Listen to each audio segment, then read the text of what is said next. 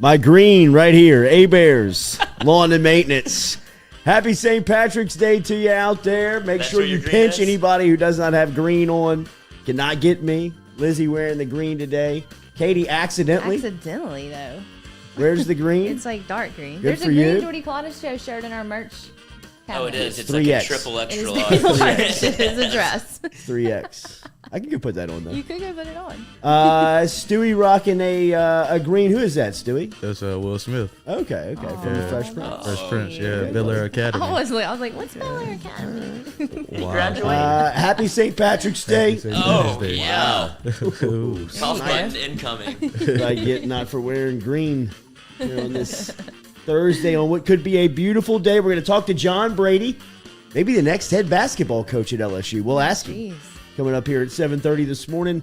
8 a.m., we will talk to Hayes Myers, who is on Arkansas staff. Arkansas, of course, a 4 seed. We'll talk to him about the Hogs, but then we'll get some of his thoughts on who could stand out, some of the upsets that could happen here as the field of 64 is set. Great game last night between Notre Dame and Rutgers in the playoff game and the play-in game as Rutgers falls to Notre Dame in overtime. A beautiful win for the Irish as they get into the field of 64, and now we're set as one of the great days in sports. I don't feel it this year. I don't really either. I don't know what Still the a deal. little Will Wade hungover. That's definitely what it is. Well, yeah. I was just wondering why. What do you mean? I got gut punched. My dad died.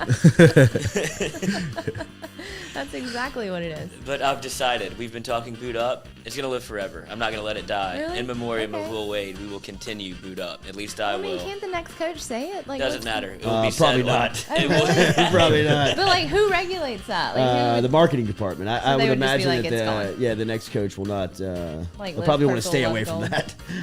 I will not let it die. I thought we were going to Yeah. bury it. It will continue on in my mind forever. I no feel one like said it before Will Wade. No, He the was students first. won't let it die though. Yeah. Like I know, like it's gonna be a thing within Yeah. the student section. Like they'll still say boot up. This will be the next neck. Yeah, I guess so. It'll I get. guess We'll it get him it say there. it. Let him. Yeah. Let him say The boot more up. you say we can't do it, we will do it. Yes. That's the way. Still haven't played neck in a football game though. Cowards. Arkansas did after the win. Hayes, you Oh, dog. Yeah, right. That was a great flex. Speaking of great, how good was Chad Jones yesterday on the Mikey Montook show and Mic'd Up, telling stories about both baseball and football days. If you have not caught that, check it out on Mic'd Up's YouTube, all over his social media. You can find the podcast as well. But Chad Jones, the Terminator, telling stories about LSU baseball, how he became the pitcher. I mean, that is a wild story. I can throw. Yeah, they're just hitting Bro, I could throw bombs strikes, at bro. Rosenblatt, at the old Rosenblatt in Omaha, where they had 20,000 there for batting practice, and he's just hitting them into the zoo. Great stories yesterday from Mic'd Up. If you have not subscribed to that show, make sure that you were over there and subscribed and following them on all social media. As we said, Tough one already. tough Are you one. proud? This sounds like Saturday. You got a little 4-leaf clover in yeah, your it's throat. been late nights here. Late nights this week. Getting ready for St. Patrick's Day. That's where all the green is. Yes, getting ready for Saturday. Getting ready for Saturday. But one of the great weekends in sports that starts today. Who's really working out there? Put the poll question up. What time are you knocking off today? Are you working at all, or do you knock off at about 10:30, 30 minutes Today? before? Yeah, it's the opening round of the NCAA okay. tournament. I thought you Basketball meant starts because at of 11 St. o'clock this Patrick's morning. Day. People sacrifice their penises for today. I know, but I thought we were still talking about St. Patrick's Day. I was like, why would we quit early? This is because at the of this is at the great weekend for vasectomies. I think it's What? the Masters weekend. No, it's this one. This is. I always thought that the Masters that you got We'll cut put on it on the Tuesday. poll. We'll put Yeah, it on put the it on the poll. poll. Why?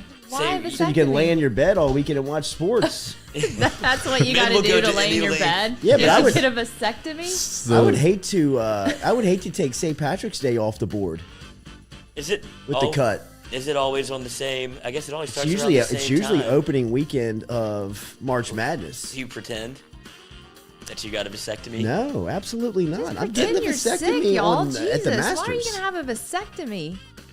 Tuesday of the Masters. Because- Leave me alone. Close the door. Yeah, Don't talk to me. I'm watching the Masters. Just say that then.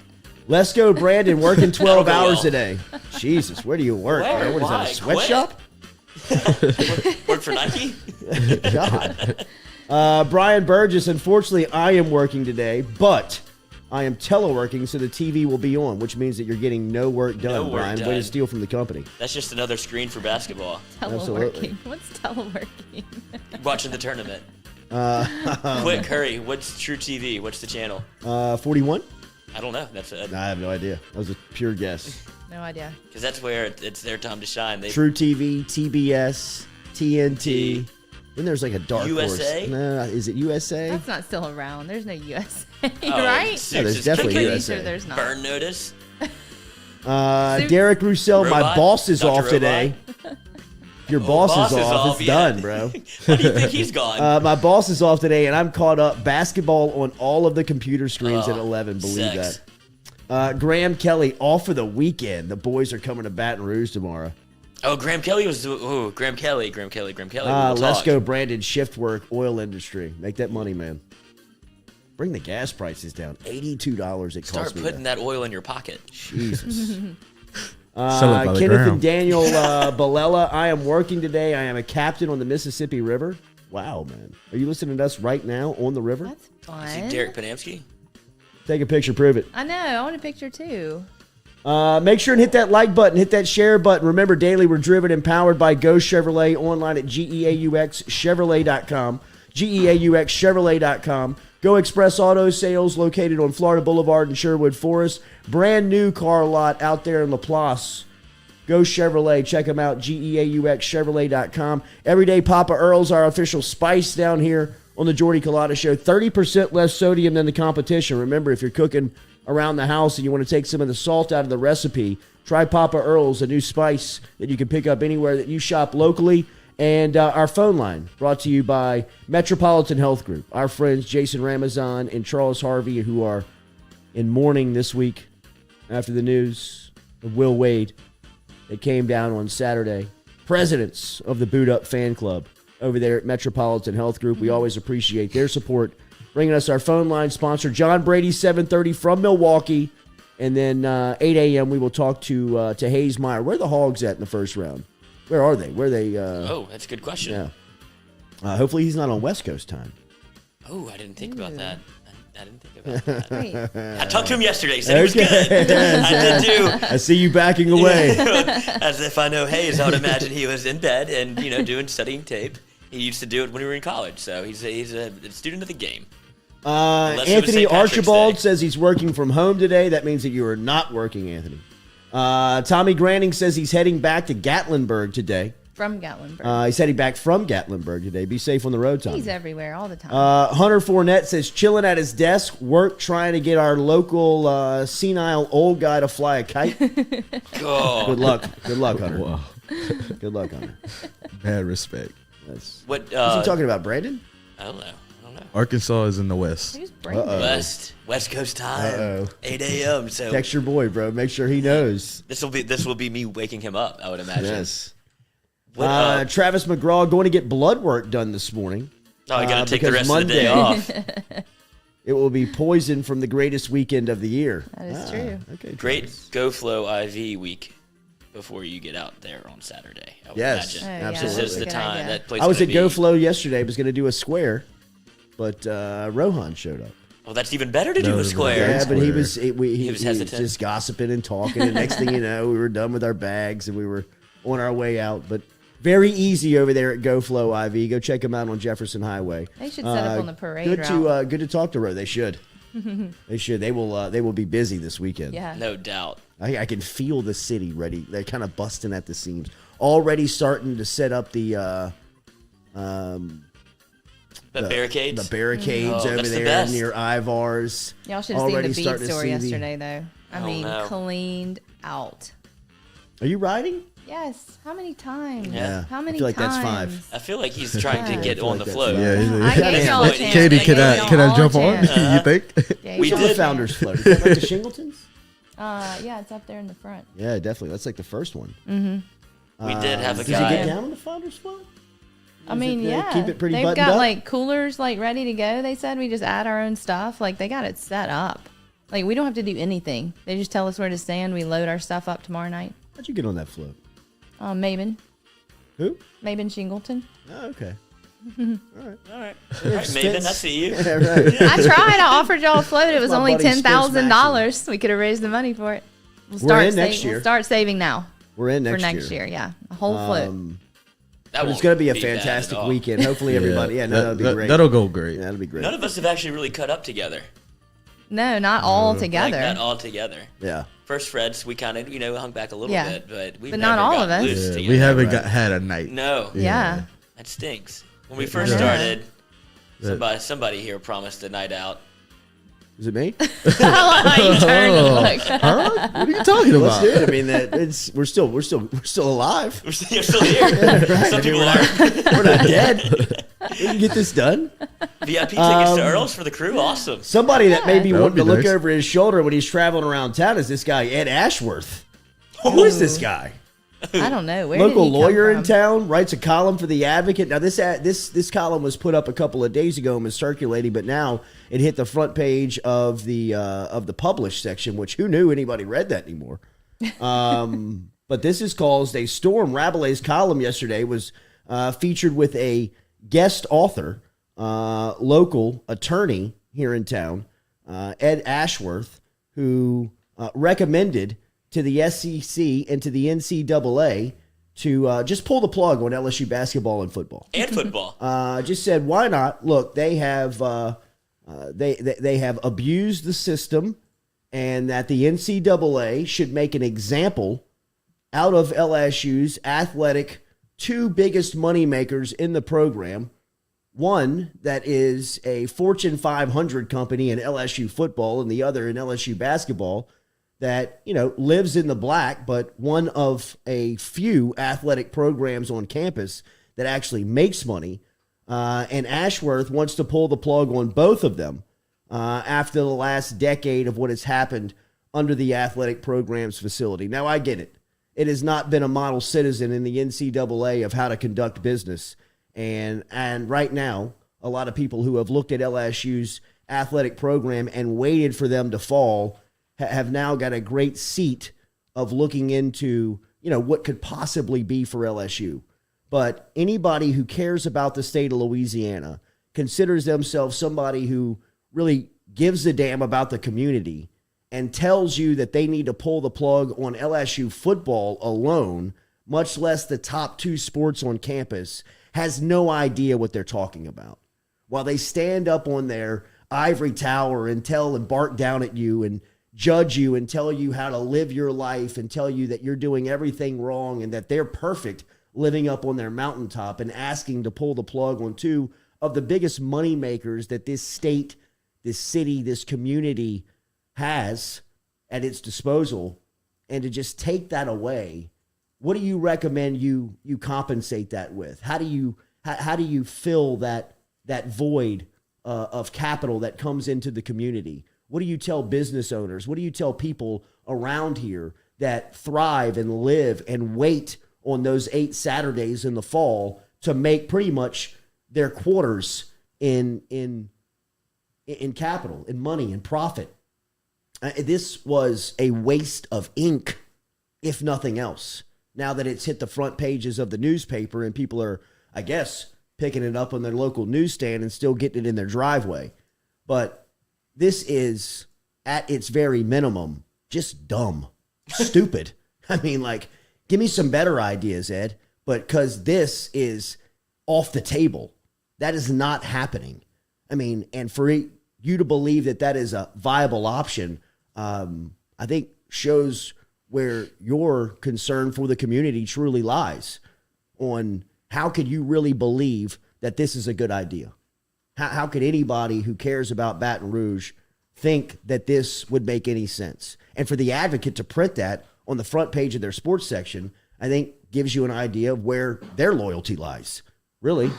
Now, I know that it's an opinion-based column that Scott Rabelais writes routinely, and his opinion is valued within this sports market.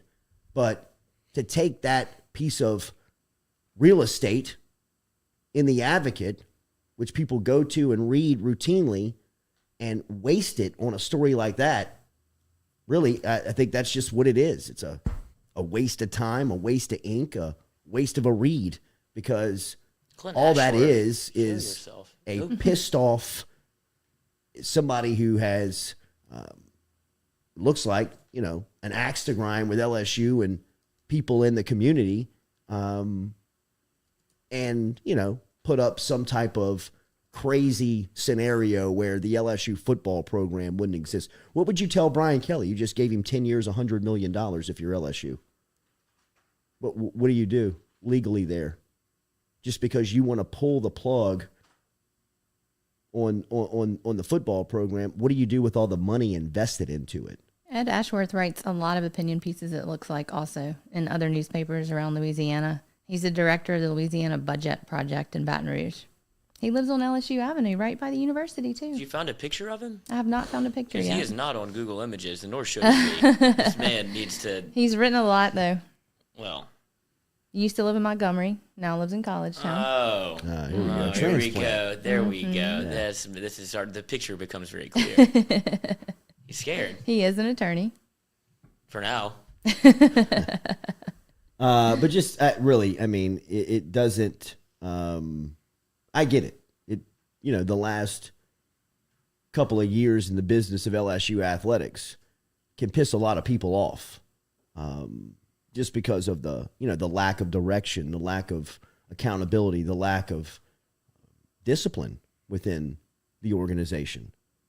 But for there to be even an option from anybody who relies on this community and the economy of it to believe that that's a viable choice, I think that's the loss of a lot of credibility just off the top. You know what I mean? Like, come on. Right, now give me an option that makes sense.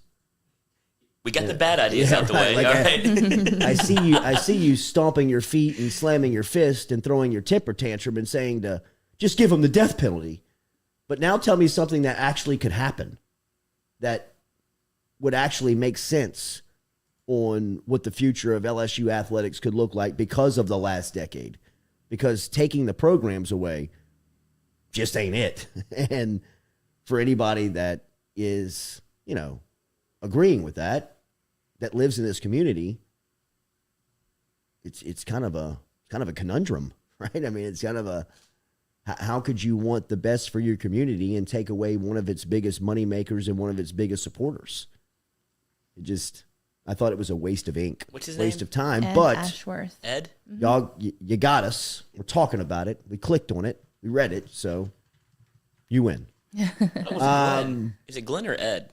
I think his first name is Glenn. It's Glenn Edward Ashworth. I know way too much about him now all of a sudden. Isn't that scary? I'm going to put it on the poll. This is the last we'll give him any pub because Okay. dumb ideas should not get too much time, or maybe they should get all the time. But do you agree with Glenn Ed Ashworth? Do you think this could be the first 100% no poll?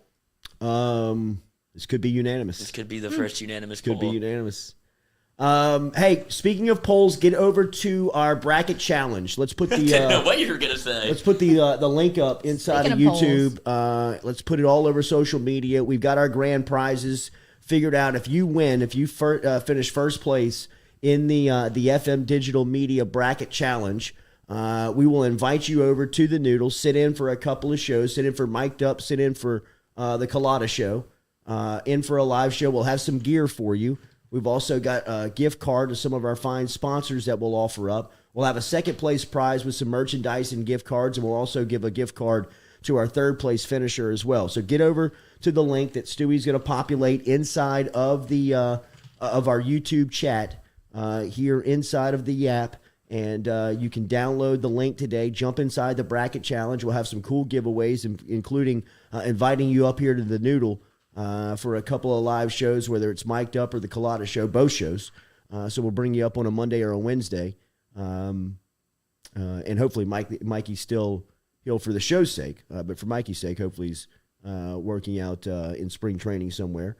But we'll bring you in, see a couple of live shows, got some gift cards, got some gear, and that'll be all a part of being in on our bracket challenge. We appreciate the interaction and you being there. So check out the link. Stewie, you'll put it up, and we'll have it out on all social media for you to get involved as well. John Brady's going to stop by here in about 5 minutes. as we will talk to Coach Brady and get our first primer. We'll look at Iowa State. One of the things, I guess, that's been lost in the news about basketball over the last couple of days is that LSU actually plays tomorrow. They play an Iowa State team who is seeded number 11 right now, as the Cyclones and Tigers will square off tomorrow at 6:20 in the Midwest region of the first round of the NCAA tournament. Now, look, this was supposed to be boot-up season. This was supposed to be Will Wade and LSU going into March for another postseason run or another postseason invitation. But now it's convoluted with a bunch of mess, and Kevin Nickelberry's bringing them in. It's a team that is very much, distracted. Yeah, right. Good way to put it. I think it would be the easiest term to put it. Some reports earlier this week of people that I talked to, Darius Days storming out of practice. Really?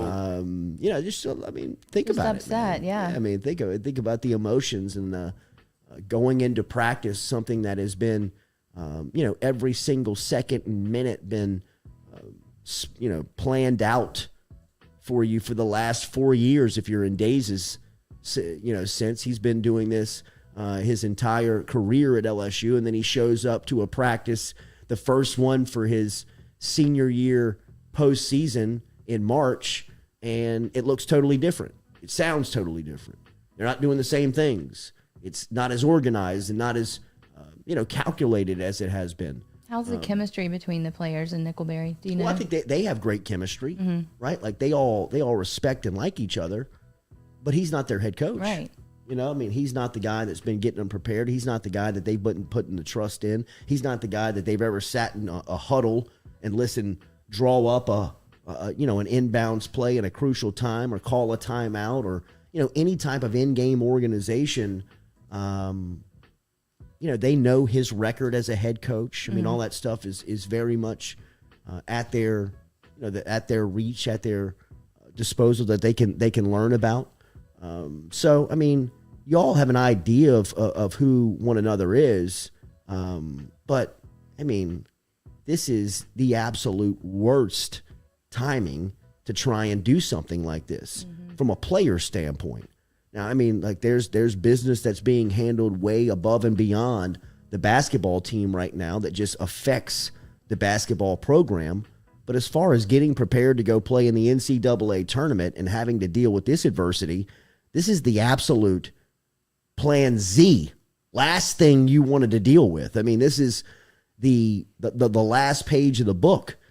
And here LSU is dealing with it, having to travel, get prepared, coaching turnover, whose voice do they trust? How could you blame somebody like Days for storming out? Right? What are we even doing? What am I even looking at? What am I listening to? We got a game in 4 days. It's a hell of a time right now at LSU basketball, man. Do you think that LSU is probably going to be one of the most picked upsets in the bracket? Yes, and look, how could you blame that? I'm looking at that point spread. I see LSU favored by 4.5. I bought it down to 2. I would play Iowa State. I know at 4, but 2, LSU, they just got to win. The sales and marketing group of Baton Rouge is presenting an expert. I don't know what to tell you. I would bet against them. I hate to say that because I love the program. I love the players. I'm pulling for them. I hate the scenario and situation that they're in. It absolutely sucks. But if you're telling me that LSU is favored by 4.5 tomorrow, objectively, I'm telling you, I'm taking Iowa State with those points. And I would almost play Iowa State in the money line just because of where they are mentally. I don't. Man. So you're telling me I shouldn't have put in a future for them to win the whole thing this morning? No.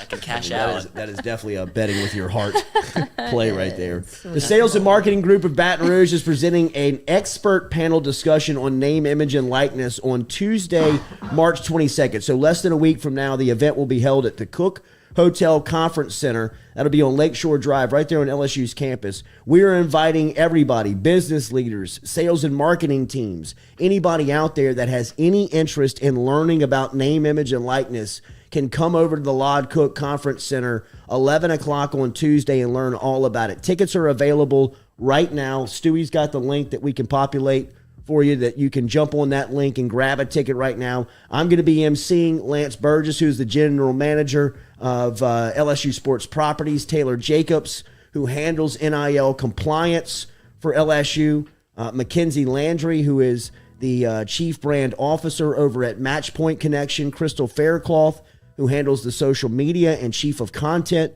over at Matchpoint. Of course, Luke Duran, who is the the CMO of Walk-On's Sports Business and Enterprises, is going to be on the panel. They'll be answering questions, all types of questions, on the stage, and questions that anybody may have that could be attending. Tickets are right now $50. All you got to do is follow the link that Stewie put up inside YouTube, and we'll see you Tuesday over at the Lod Cook Center. See you next Tuesday. And Conference Hotel Center for the name, image, and likeness expert panel discussion on LSU's campus. We will talk to John Brady next year. Come on, laugh about that. What? Laugh about what? See you next See you Tuesday. next Tuesday. See what, Jordy? See you next Tuesday. Are you serious right now? You've never heard this? No, I've never heard that joke. Stop it right But now. I get it. I get it, but I don't think it's... next Tuesday. Yeah, we Yeah, I get it. yeah, we get it. John Brady next. We couldn't tell. Special guest Glenn Edward Ashworth. I don't get it. Oh, I get it. I don't like it.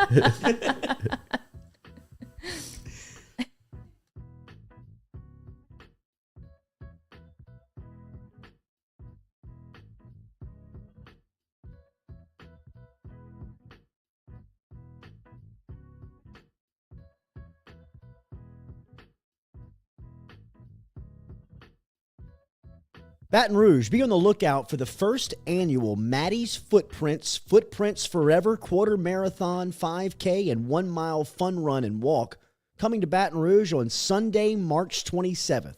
If you're looking for more information, it's easy to get involved and register today. Get online at runsignup.com/footprintsforever. runsignup.com/footprintsforever. And be involved in this year's Maddie's Footprints Forever Quarter Marathon, 5K, and 1 mile fun run coming to Baton Rouge Sunday, March 27th. All right, personal testimony from my trip over to Johnson Spillers. Shout out to my friend Dr. Chad Spillers for taking care of me, man.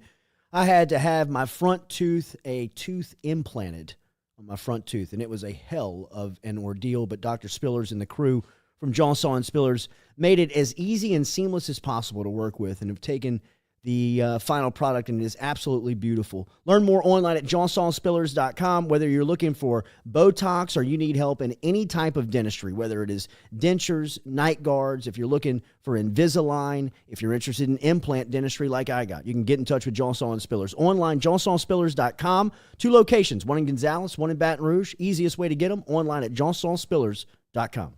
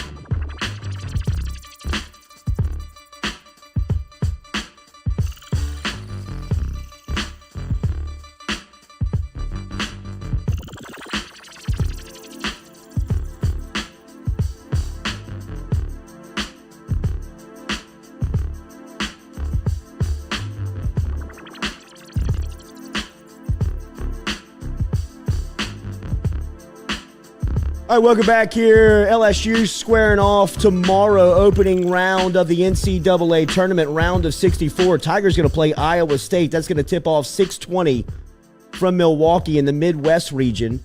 Last time the Tigers reached the Final Four was 2006. The coach on the sideline was John Brady. You can now hear him, a part of the LSU Sports Radio Network. He will be on the call tomorrow alongside Chris Blair courtside. Good afternoon, Coach. Good morning, Coach. How are you? Good morning, Jordy. How are you? Doing good. Before we deal and get to the adversity that the program is dealing with right now, what do you know about Iowa State, and what type of matchup is this for LSU just from a basketball standpoint?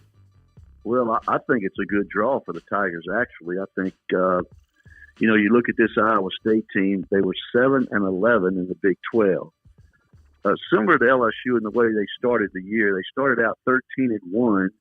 Then they lost 7 of their last 11 games. They lost the first game in the conference tournament 72-41 to Texas Tech. They really have 2 players that score for them. Brockington averages a little over 17 a game, and their point guard Hunter averages 11. Then the next 3 players that start, Jordy, score 9, 6, and 5, and they really don't have guys off the bench that can take up for the slack if those 2 best players don't score. They average 63 points a game. So, I believe if LSU can take out their best 2 players and make some of those other guys score that aren't used to doing that or fulfilling that role, I think they have a chance to win the game. And then, you play Wisconsin here if you win it, and it kind of be a home game for them in Milwaukee. But I like the first game for LSU and their opportunity to win it. What did you think of LSU's draw as far as the 6th seed? Did you think that was a fair seeding?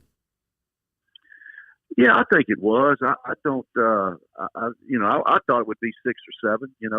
The way we finished at the end. But I thought it was a fair seeding. The one I thought in the SEC could have been higher was Tennessee, but I thought personally 6 seeds, was appropriate for our team.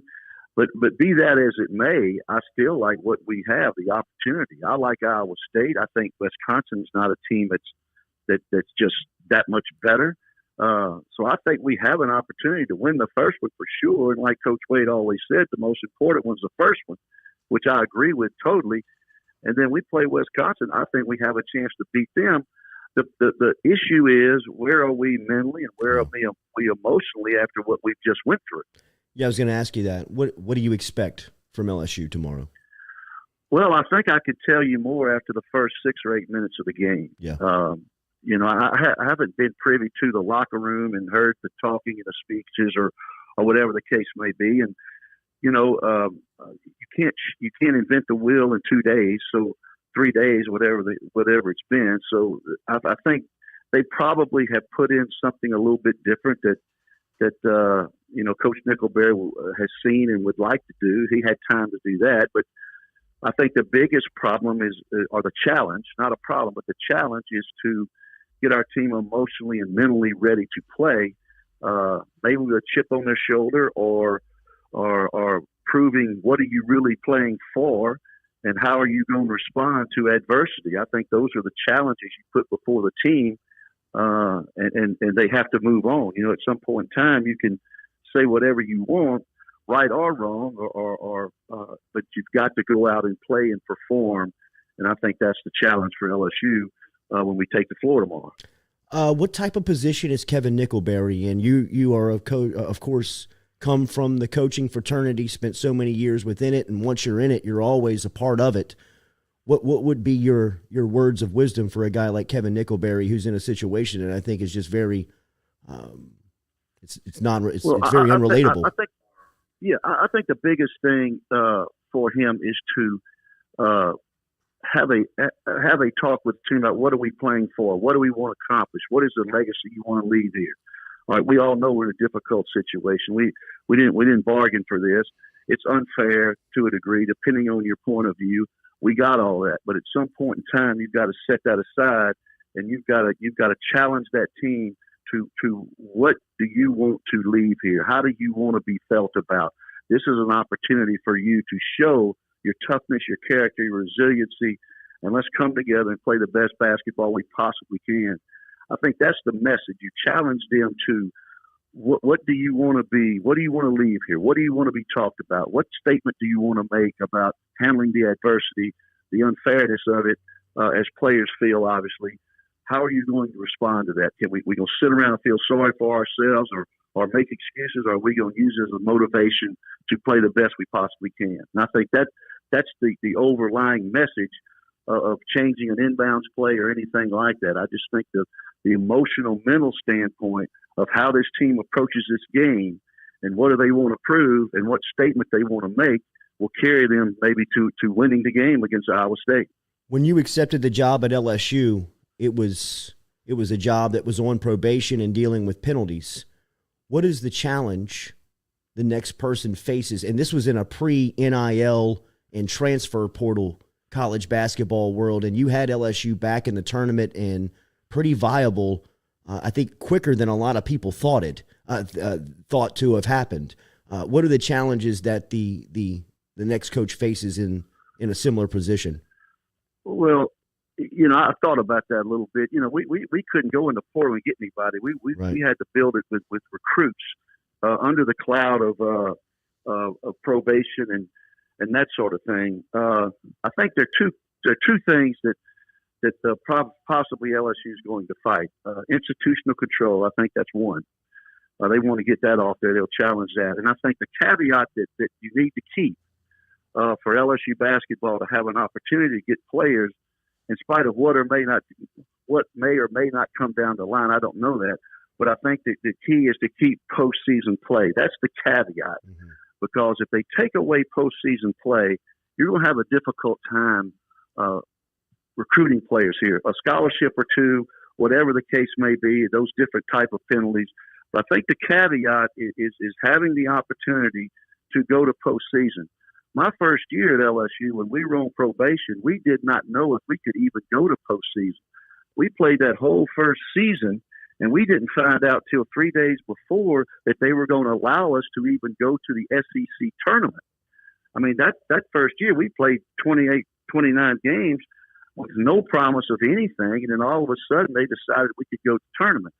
So I know how that feeling is. So I think the caveat, and we were able to get Strohmeyer signed the next year, even though we had 2 more years of probation, because we could go to postseason play, and we told him if he came, he could turn this whole thing around and be the focal point of leading LSU back to where it needs to be in basketball, and he did it. So I think the institutional control is an administration thing they want off there, and I think the second thing that I hope they fight for, which I know they will, I think they will, is have the opportunity to go to postseason. Then with the portal, you might be able to get a couple of guys quicker than you could if you have to go out and sign a freshman or go to the junior college route. I hope you're not mad at me for bringing this up publicly, but I put it out on public platform earlier this week when the news had hit on LSU basketball. I think that there is a selected group of people that can navigate the next couple of years for the program, whether it be during times of penalty or just finding a way to get back on level playing ground. You are somebody who I believe fits that. And I know that people have asked me, and people are inside of our chat wondering. I know that hasn't been presented to you, but if that option was on the table, would you be open to that? Well, Jordy, I love LSU. It changed my life when I came there to coach, and that's why I come back here, because I really want to see it do well. If anybody thought that make those kind of decisions, Scott Woodward, anybody, certainly I would do anything I could if they thought that was the appropriate avenue for LSU to travel down.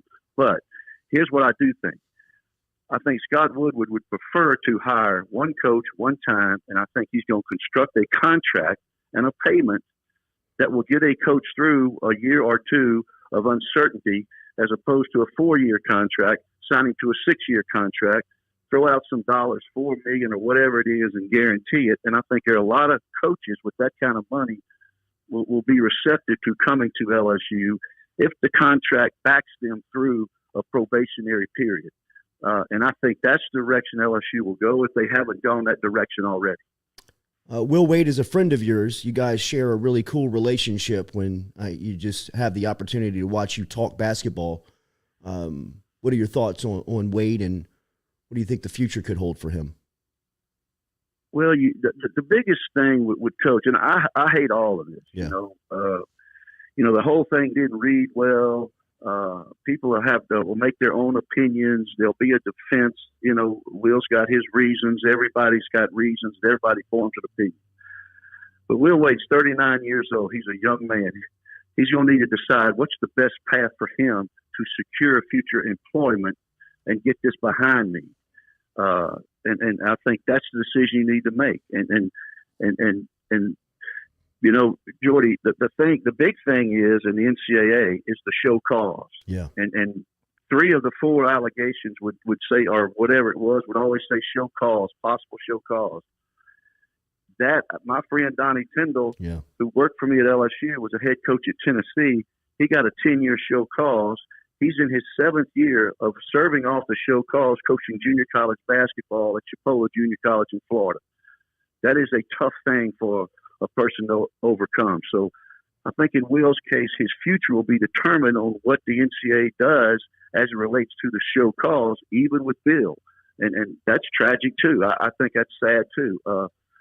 Bill has a family, and you have to have empathy for that and concern for that. So I think the biggest thing is for both of those guys is what type of show cause, if any. You hope none, because then they can put this behind them and somehow rehabilitate with the public opinion and administrators' opinion of them to advance in this business. SEC legend John Brady joining us here on the Jordy Culotta Show. How do you like the construction of the Field of 64? How do you like this tournament as it gets going today? Oh, I love the tournament.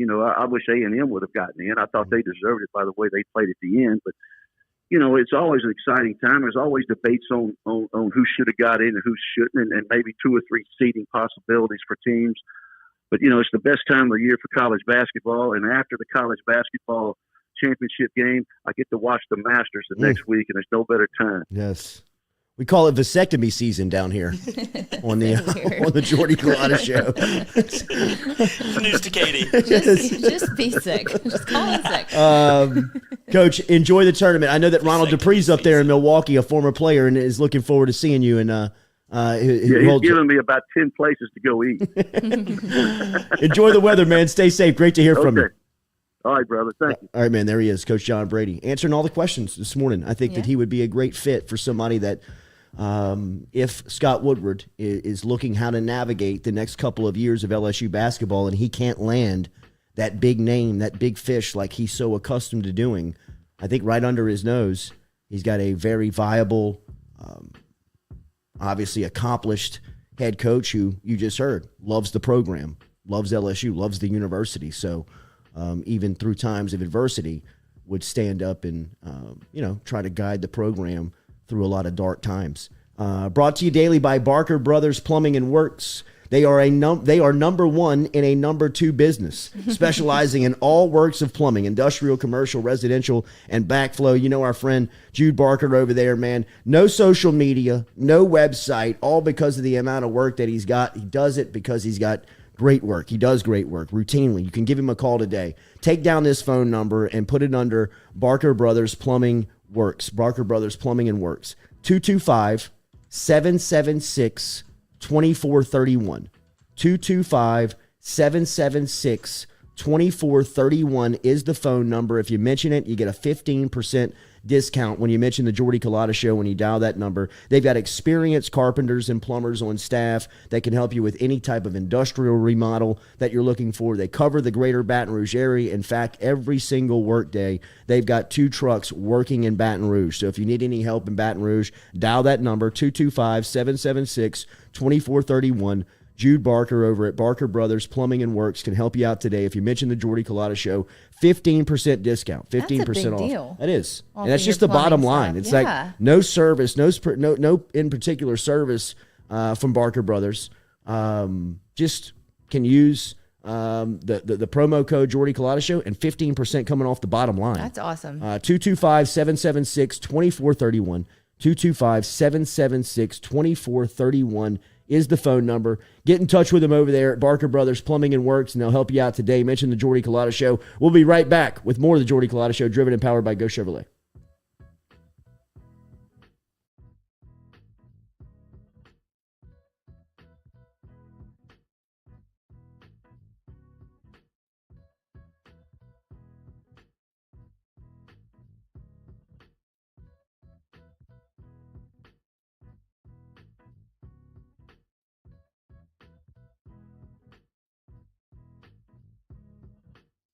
All right, personal testimony from my trip over to Johnson and Spillers. Shout out to my friend Dr. Chad Spillers for taking care of me, man. I had to have my front tooth, a tooth implanted on my front tooth, and it was a hell of an ordeal, but Dr. Spillers and the crew from Johnson and Spillers made it as easy and seamless as possible to work with and have taken the final product, and it is absolutely beautiful. Learn more online at johnsonspillers.com. Whether you're looking for Botox or you need help in any type of dentistry, whether it is dentures, night guards, if you're looking for Invisalign, if you're interested in implant dentistry like I got, you can get in touch with Johnson and Spillers. Online, johnsonspillers.com. 2 locations, one in Gonzales, one in Baton Rouge. Easiest way to get them, online at johnsonspillers.com.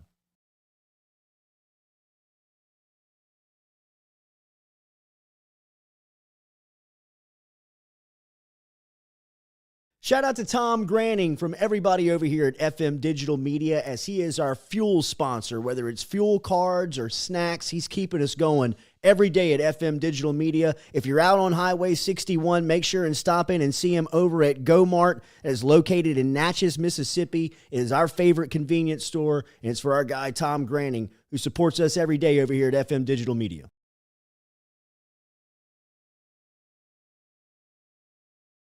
citycafebr.net, where good friends meet. Great food and even better service. Located in the shopping center behind Rite Aid on the corner of George O'Neill and O'Neill Lane. They cater for parties, big and small. Sundays, they serve a fantastic brunch that starts at 10 a.m. They have daily lunch specials. And remember, you can look at everything online at citycafebr.net.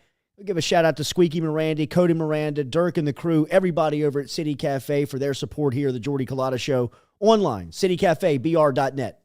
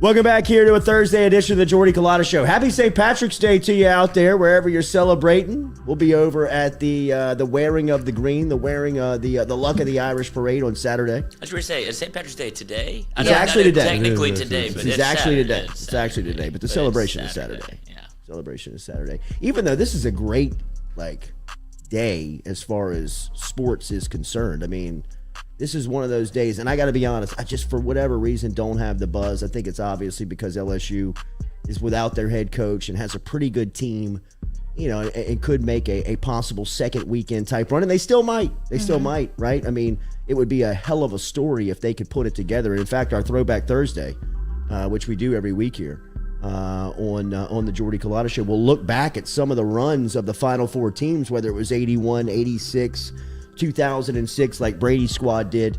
The last time that LSU was able to advance to the final weekend of college basketball. But, it's just a great day. I mean, it really is. In fact, we have somebody, Brandon English, asking if we're doing a bracket challenge. We are, Brandon. The link is posted on our Twitter account. In fact, we'll post it once again here inside of our chat app. I think Stewie just posted it, and it is live today. And we've got a couple of cool prizes that we're going to hand away. Grand prize winner will be able to come in, watch a live show over at the Noodle. We'll give you a gift card to some of our fine sponsors and some merchandise. We'll have a second and third place prize as well coming up for our bracket challenge. So if you're not entered, make sure that you jump in, fill out the link today, and we'll keep up with it. We'll have some viewing going on here today. We'll have all of the TVs happening and popping inside the watch room, and we'll have some live watch party possibilities with March Madness coming in. So we got a lot of cool stuff that's happening right now. But yes, the bracket challenge is up and live. But getting back to the topic that we just talked about with John Brady, about the next couple of seasons and what they could look like for LSU basketball. First off, I think that you're up on a time crunch, or not necessarily a crunch. You're just on somebody else's clock, right? Like you don't have the luxury of being in control of making the decision because of the time that it's going to take to figure out what the sanctions and what the future of LSU basketball is going to look like, right? So how viable is it that somebody would accept it under those terms? Now, if you give money and you give compensation financially, that makes a lot of sense. And somebody says, hey, look, rather than just signing the typical 3 to 4 year deal, they're going to sign a 6 to 8 year deal, and you're going to give me a couple of more hundreds of thousands of dollars a year because of what you're going to have to deal with in the first couple of years. And maybe it makes sense. And maybe you can go get somebody who's a big name, who's willing to take on that challenge and put that on their resume. That's a real big risk reward, right? For somebody in the coaching community. If you turn LSU basketball around, wow, what a story. The adversity and the things that you had to bounce back from and the things that were going against you to get to a successful story, incredible. Or you go in there on probation, sanctions, limited scholarships, and you're doing it in one of the best college basketball leagues that's out there right now. Best facilities, best coaches, no budgets. And you get run over. And you've come, you were an up-and-coming coach or you were an established coach, and you went to LSU to die. Because the penalties and the sanctions were just too much to bounce back from. How depressing. Real. Ugh, I know. But also, you could turn and look to a guy like John Brady, who just told you, guy loves LSU, always will be indebted to the university, always appreciated his time, and really looks back at his tenure with a sense of, what if? What if I would have been so grateful like I am now, or the peace of mind where I am now, where, a lot of the stuff that annoyed, aggravated, and turned people off around Brady, about Brady, has really been relieved from his point of view, right? He's really kind of gotten over that stuff. You talk to people on LSU's campus who was there then, who know him now. They look at you, they're like, this is unbelievable, the turnaround that this guy has made just from a personality standpoint and getting over the stuff that he cared about that didn't matter, right? And now he's in a place where he's grateful, he's at peace, he understands the time and what it meant, and he still knows he can do it, right? You hear him talk basketball nearly every night on the network. I've always told anybody who listens to this platform, to this show, that to me is the hardest job in our business. In just, broadcast entertainment, broadcast radio, broadcasting is the color commentator on radio for a basketball game. You've got a 3 to 5 second window to paint a picture of what's happening, of what you're looking at, and trying to describe it back to somebody who's not looking at it. And you have to do that informative, entertaining, and you have to do it concise because the play-by-play needs it back to describe what's going on. It's a hell of a job. He makes it and seems like it is very easy to him, and I think it is because he's just in his element talking basketball. And he really shows you just kind of how knowledgeable and smart he is about the game. If he came back, would he struggle? Yeah, he would, just because everybody does it to sport. And whoever takes the job next is not going to have any players. I'm telling you, the Culotta show is going to be dressed out for the basketball team next year. Lloyd at the 1, Stewie at the 2, Katie and Dryden on the block, Matuk and Culotta coming off the bench. It is going to be painful to watch. Noah's probably going to be at the 1. Yeah, Noah for sure. No, I don't know if we can hang on to Noah. He's going to be in the portal. Get recruited to the rec center. You know what I mean? He might be playing intramurals. I'm telling you, the intramural team on LSU's campus next year is going to be better than the basketball team.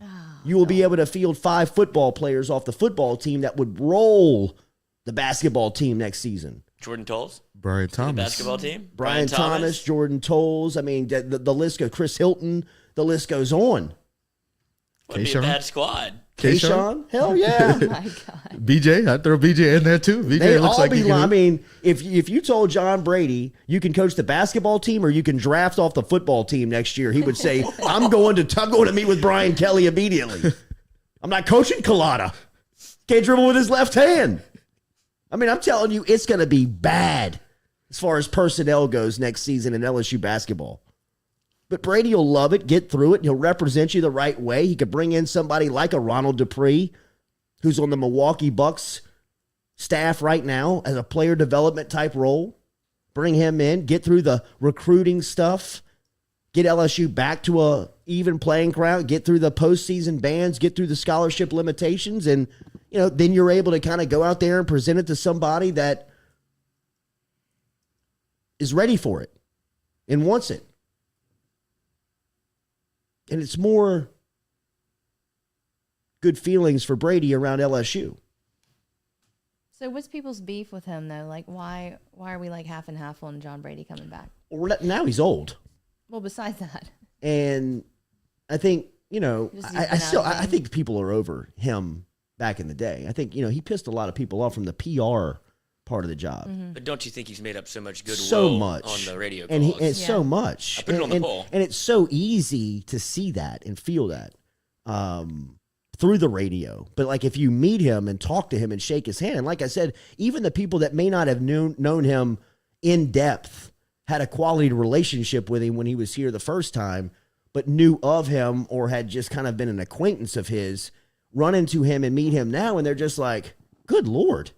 I mean, this is unreal, just the transformation of just acceptance of who you are. You know what I mean? Like all of what you've accomplished and being refreshed by that. I mean, I think that finding a coach that's miserable in his job is pretty routine. Easy. You know what I mean? Like it's easy to find that. And I don't think that, necessarily there's a regret to all of it, because he was just extremely competitive, and he might fall back into some of that if he had the job, especially when you are just bad. When you're, every night you go out there and you know what you want to do, but physically you just don't have the horses to do it. That's a humbling deal in coaching, right? Like, I mean, it's just very humiliating to a point where you've got the knowledge, you've got the brain power showing you how to do it, but, nobody out there can execute it. I think the perspective, though, that he has probably would draw him back if he were asked, right? Because he has not only, I wouldn't consider it a second chance, because it's similar to Coach O in some ways in terms of, oh man, if I ever got the opportunity again, I would do it totally different. Mm-hmm. Coach O fell back into some bad habits, but at the beginning you could see that he wanted to change from his Ole Miss days to where he was at LSU the first couple of years. Yeah. And John Brady has the luxury of perspective of being close to LSU, mm-hmm. but not being a head coach, like as of now, being a commentator, and the luxury of looking back at like, man, I could have done some things totally differently. Yeah. And now that I'm out of it, but still close to it, I still have some ideas of what I would have done differently and how I could help.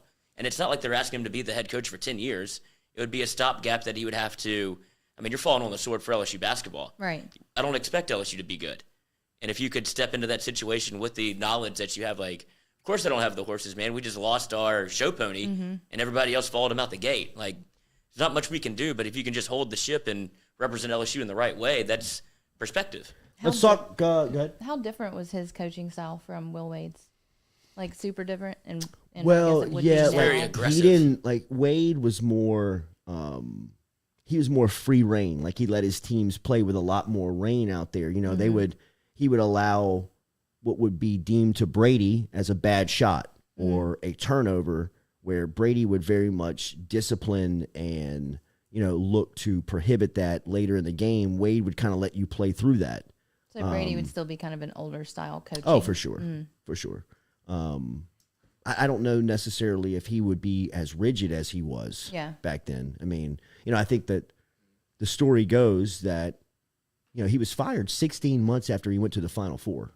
That's tough to do in college basketball, especially at a school like LSU. Yeah. You know what I mean? Like the last time they went was 86. Yeah. You know what I mean? Like it's a 20-year gap between the last time that you went And the first time you go back within 16 months, the coach that took you there after an extension, more money, more years is out. But I think the reason why it really happened was they hired a new president at the time, guy by the name of William Lombardi. And he was a guy that wore like these Coke bottle glasses, right? And one of the first games that he went to, Brady was up and down the sideline, acting like Brady in an arena that is half full, that everything he's saying is echoing off the bench. And he's mother bleeping everybody. You know what I mean? He's mother bleeping Glenn Davis. He's mother bleeping his coaching staff. He's mother bleeping his defense. And I think within like 6 possessions of William Jenkins or Lombardi watching a basketball game, he was like, I ain't dealing with that.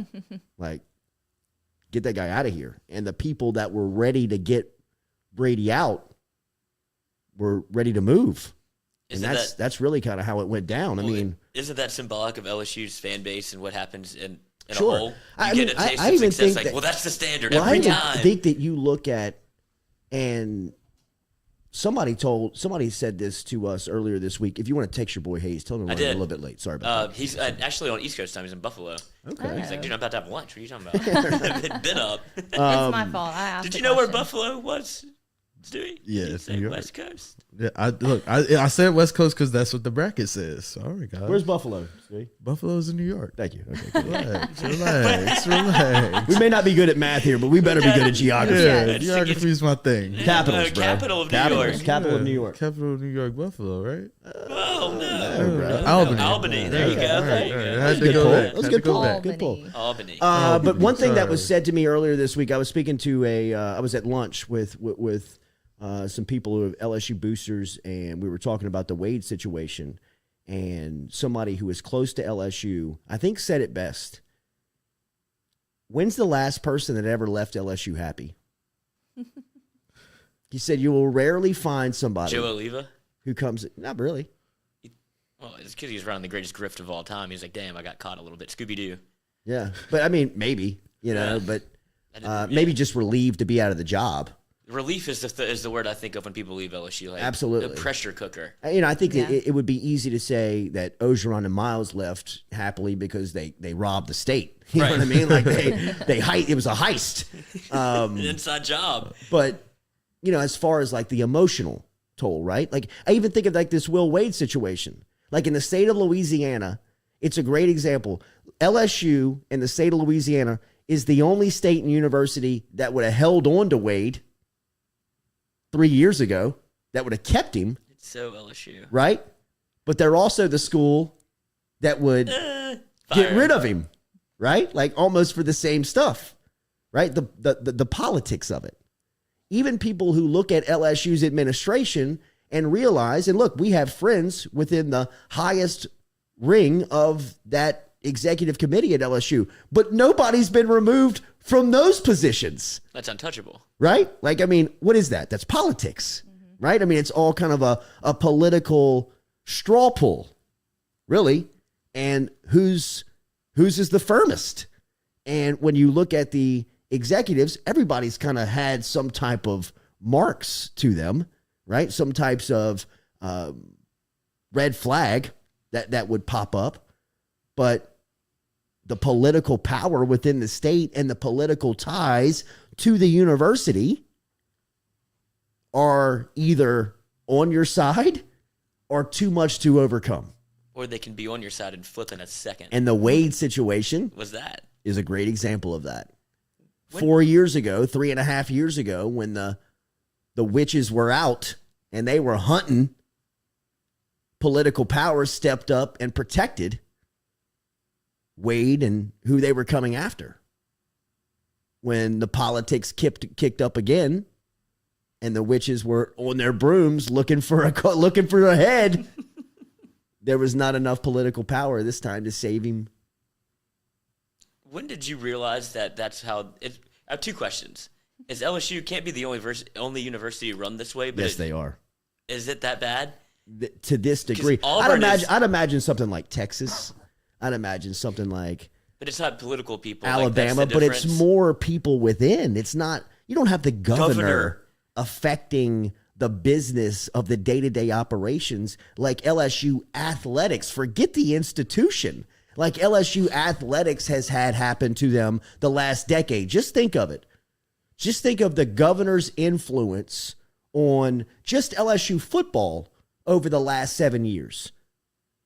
Joe Alleva fires Les Miles after the Texas A&M game that he's carried off the field if Bobby Jindal does not call down in between the end of the game and the press conference telling F. King and Alexander and Joe Alleva, you're not firing him. Just because of what the perception is. The perception is that the state and the institution is losing all of this money on higher education. Gives a shit. And you're going to have to pay this guy. What was it? What was the buyout at Miles on the time that they were paying him to walk? Some stupid number that they were going to have to pay this moron to get out of here. And the perception that Jindal thought that was going to put off to the state was too much to overcome. So they get a call down from the governor's office into LSU football's locker room that puts Joe Alleva in front of the press saying that they're sticking with Miles. And it was just like, like PR gaffe after PR gaffe. Then fast forward to 2019 when John Bell Edwards needs a little kick into an arm to help his running again. What am I, the word I'm looking for? He's trying to go in office. His re-election. He was looking for a little boost in the arm, a kick in the arm. Who's he call? Calls Ed Ogeron to go give the state mandated message to the state asking to wear your mask. Remember Ogeron right after the national championship game going up to the governor's office? Remember John Bell Edwards coming to LSU football practice, putting on the pads, throwing passes to Jamar Chase? Like, what other school have you ever seen that has that type of relationship with the head coach or with the executives like the governor here's? I'm sure that might exist, but you don't know it like that. You don't have the access to it like that, right? And the politics, definitely. I mean, you heard Stefanski 2 days ago on the opening day of legislative session when we asked him, what are some of the bills? What are some of the things that your child? I know the first thing that we're going to talk about is going to be NIL. Why? Because Brian Kelly, Kim Mulkey, and I'm sure Will Wade and Jay Johnson are in their ear saying, you better get this stuff fixed. Yeah, get the law changed. Because they're doing it over in Alabama. They're doing it in Georgia. They're doing it in Florida. And we got to be able to get these recruits. So the politics of it is so ingrained, overlapped. And it's so far kind of mixed and mingled into each other's world and weaved into each other's world. It's baked into the world of what's happening at the legislative session right now, has effect to what's going on LSU's campus. And they're so tied together. Dude, I don't know how you would ever untangle that. I don't know if Brian Kelly passing the CIA exam. I don't know. I don't know if that's enough, man. You know what I mean? Like, I just the politics within this state, specifically within the university, and more directly to athletics, is a lot to overcome. Like I thought it really did hit home the other day when we're sitting at the lunch table with a bunch of people that really know LSU, care about LSU, been around LSU, understand the politics, the people, the money about LSU, is that when's the last time anybody left LSU happy? Seriously. When is the last time? I mean, Miles, you're dunking with cash, but you fired him. Yeah, you throw a bunch of cash at Ogeron, but you fire him. I imagine that in Ogeron's, he's by himself. He probably wants the job. He didn't want the rid. I mean, I was at Spanish Town. I mean, some of the floats that people are making fun of Ogeron, you probably don't want that. You got all this money, you got the national championship ring, but that's your reputation. Well, that's your lasting legacy, probably. Right. I mean, that's what it is. Nick Saban. He probably left happy. No, he wanted it back. He wanted to come back. I mean, he was calling Skip his first year in Miami saying, I'm miserable. I want it back. It was flipped. Right. But I mean, without a personality like Saban, I don't even think that the past 21 years of LSU even exist. I mean, he's the one that really opened up the floodgates of not only winning and competitive sports being, but I mean the financial benefit of it. I mean, even the SEC would have eventually came in and they're just showering everybody with cash who's a part of the membership. But I mean, Saban was the one that really said, hey, look, use the football program as the front porch to the university. Hell, use the front porch to the state. And it was a financial just windfall that was coming through. When did you realize that that's the way LSU was run? Like, that it's like, oh, the governor makes all the decisions. He gets essentially the owner of LSU sports. I had no idea it was like that till I was older. Like, I wanted to work in LSU athletics. Really, when I was younger, I should have been like, I want to be governor. Because you just get to own LSU. You get to go do whatever you want. You can be essentially the head coach if you want to be. You have all access to anything you want. And that's what they're doing. They're playing owner. They're just huge fans of LSU football. Like, every governor, I would imagine, likes LSU or has a reason for a perk of the job is the access that you're granted with LSU football because that's just the way it is. Like, is that not a major draw to run for governor? In my mind, it would be. It'd be awesome. But that's really not the job you're supposed to be doing. I think it would take like a Kim Mulkey to be governor for it to get all situated. She could run later this year, and I'd vote for her. She'd be a great AD. She'd be a great governor. She's just a great leader. She is. Right? Like, she cuts through the bullshit. She doesn't. She trims the fat.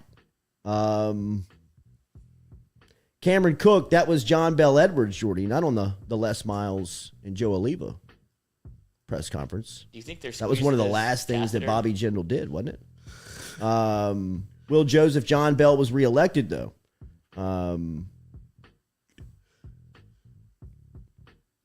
Brian Burgess didn't Skip Burtman leave happy. He left coaching the baseball program happy, but he left miserable as the athletic director. What about Maneri? Left happy, right? His last few years at LSU were like... Was that his decision to leave? No, but... No.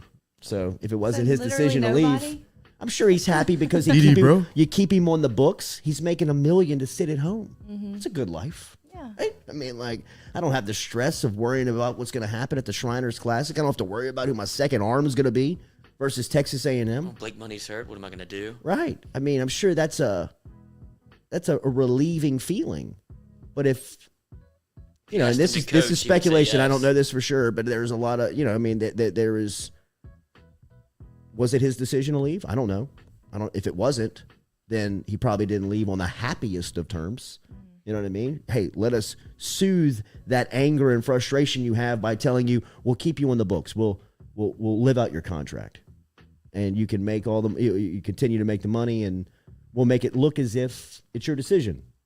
You know, I mean, we'll let you down very soft, let it very easy. But, you know, I mean, you hear people rumbling, you hear people talking, whether it be in the stands, and then the politics of it behind the scenes. There's a couple of people who want you out. Next thing you know, you're out. And next thing you know, you have a Tiger Droppings account. Yeah. Anthony Archibald, Huey Long started the trend. He did. I mean, it's been, if you want to look at the line of politics to the governor's office, to LSU, not only, you know, the institution, but to the football program, it starts with the Kingfish, man. It starts with Huey Long. I mean, he's the one that, I mean, I remember learning about that when we were in 7th and 8th grade, Louisiana history. I mean, seeing Huey Long leading the LSU band on Tiger Stadium's field, or training them up and putting them on trains and bringing them to Tennessee and bringing them all over the country. I think it was. But he was good for LSU athletics, right? Well, I think he kind of brought LSU athletics to life. Right. Like, he made it be like, wow, this is a part of our culture. We love this. We obsess over this. We are all. I think Huey Long said, embrace that. You know, like, don't be shameful of that. Like, use the LSU football program to show how strong of a state you are.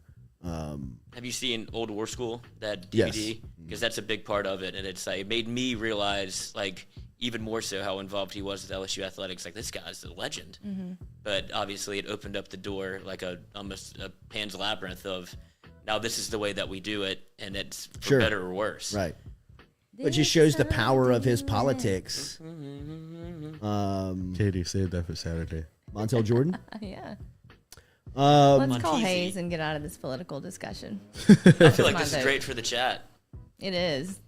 That's Great why I want fodder to for get the rid of fish. it. Daily, we're brought to you by Morales Roll-Offs. Remember our friends over at Blast Morales case. Roll-Offs. Get over there and find them on Airline Highway. You can find them there, whether they, if you are in construction, if you're a contractor and you already have relationships set up with your dumpster company, your roll-off people, and you got a couple of projects going on right now, get in touch with Morales Roll-Offs. 225-427-0000 is how you get in touch with Clyde and the crew over there at Morales Roll-Offs, located on Airline Highway. Stop in, grab a cup of coffee with them. They also can help you out if you are if you're moving. If you're moving from business to business, house to house, if you're moving out of a place and need some help with some U-Hauls and you need a rental, Morales Roll-Offs can help you out with that as well. Online, moralesrolloffs.com. moralesrolloffs.com. Hayes Myers from the Arkansas basketball program as the Hogs get ready for round 1 out west in Buffalo. We will talk to him next here on the Jordy Culotta Show, driven and powered by Go Chevrolet.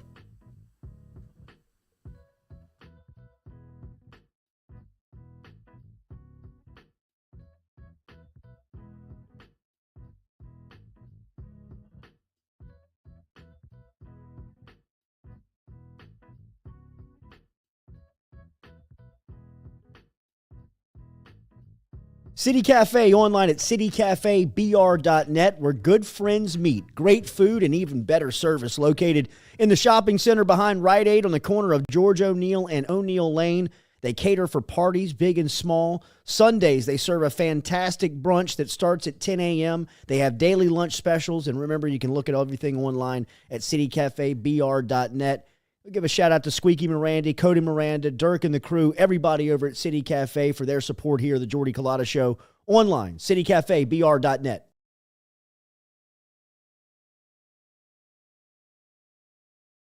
All right, personal testimony from my trip over to Johnson and Spillers. Shout out to my friend Dr. Chad Spillers for taking care of me, man. I had to have my front tooth, a tooth implanted on my front tooth, and it was a hell of an ordeal, but Dr. Spillers and the crew from Johnson and Spillers made it as easy and seamless as possible to work with and have taken the final product, and it is absolutely beautiful. Learn more online at johnsonspillers.com, whether you're looking for Botox or you need help in any type of dentistry, whether it is dentures, night guards, if you're looking for Invisalign, if you're interested in implant dentistry like I got, you can get in touch with Johnson and Spillers. Online, johnsonspillers.com. 2 locations, one in Gonzales, one in Baton Rouge. Easiest way to get them, online at johnsonspillers.com. 7, 6, 5, 4, 3, 2, 1. You'll never have the sacred stone. Oh, this you crazy mother.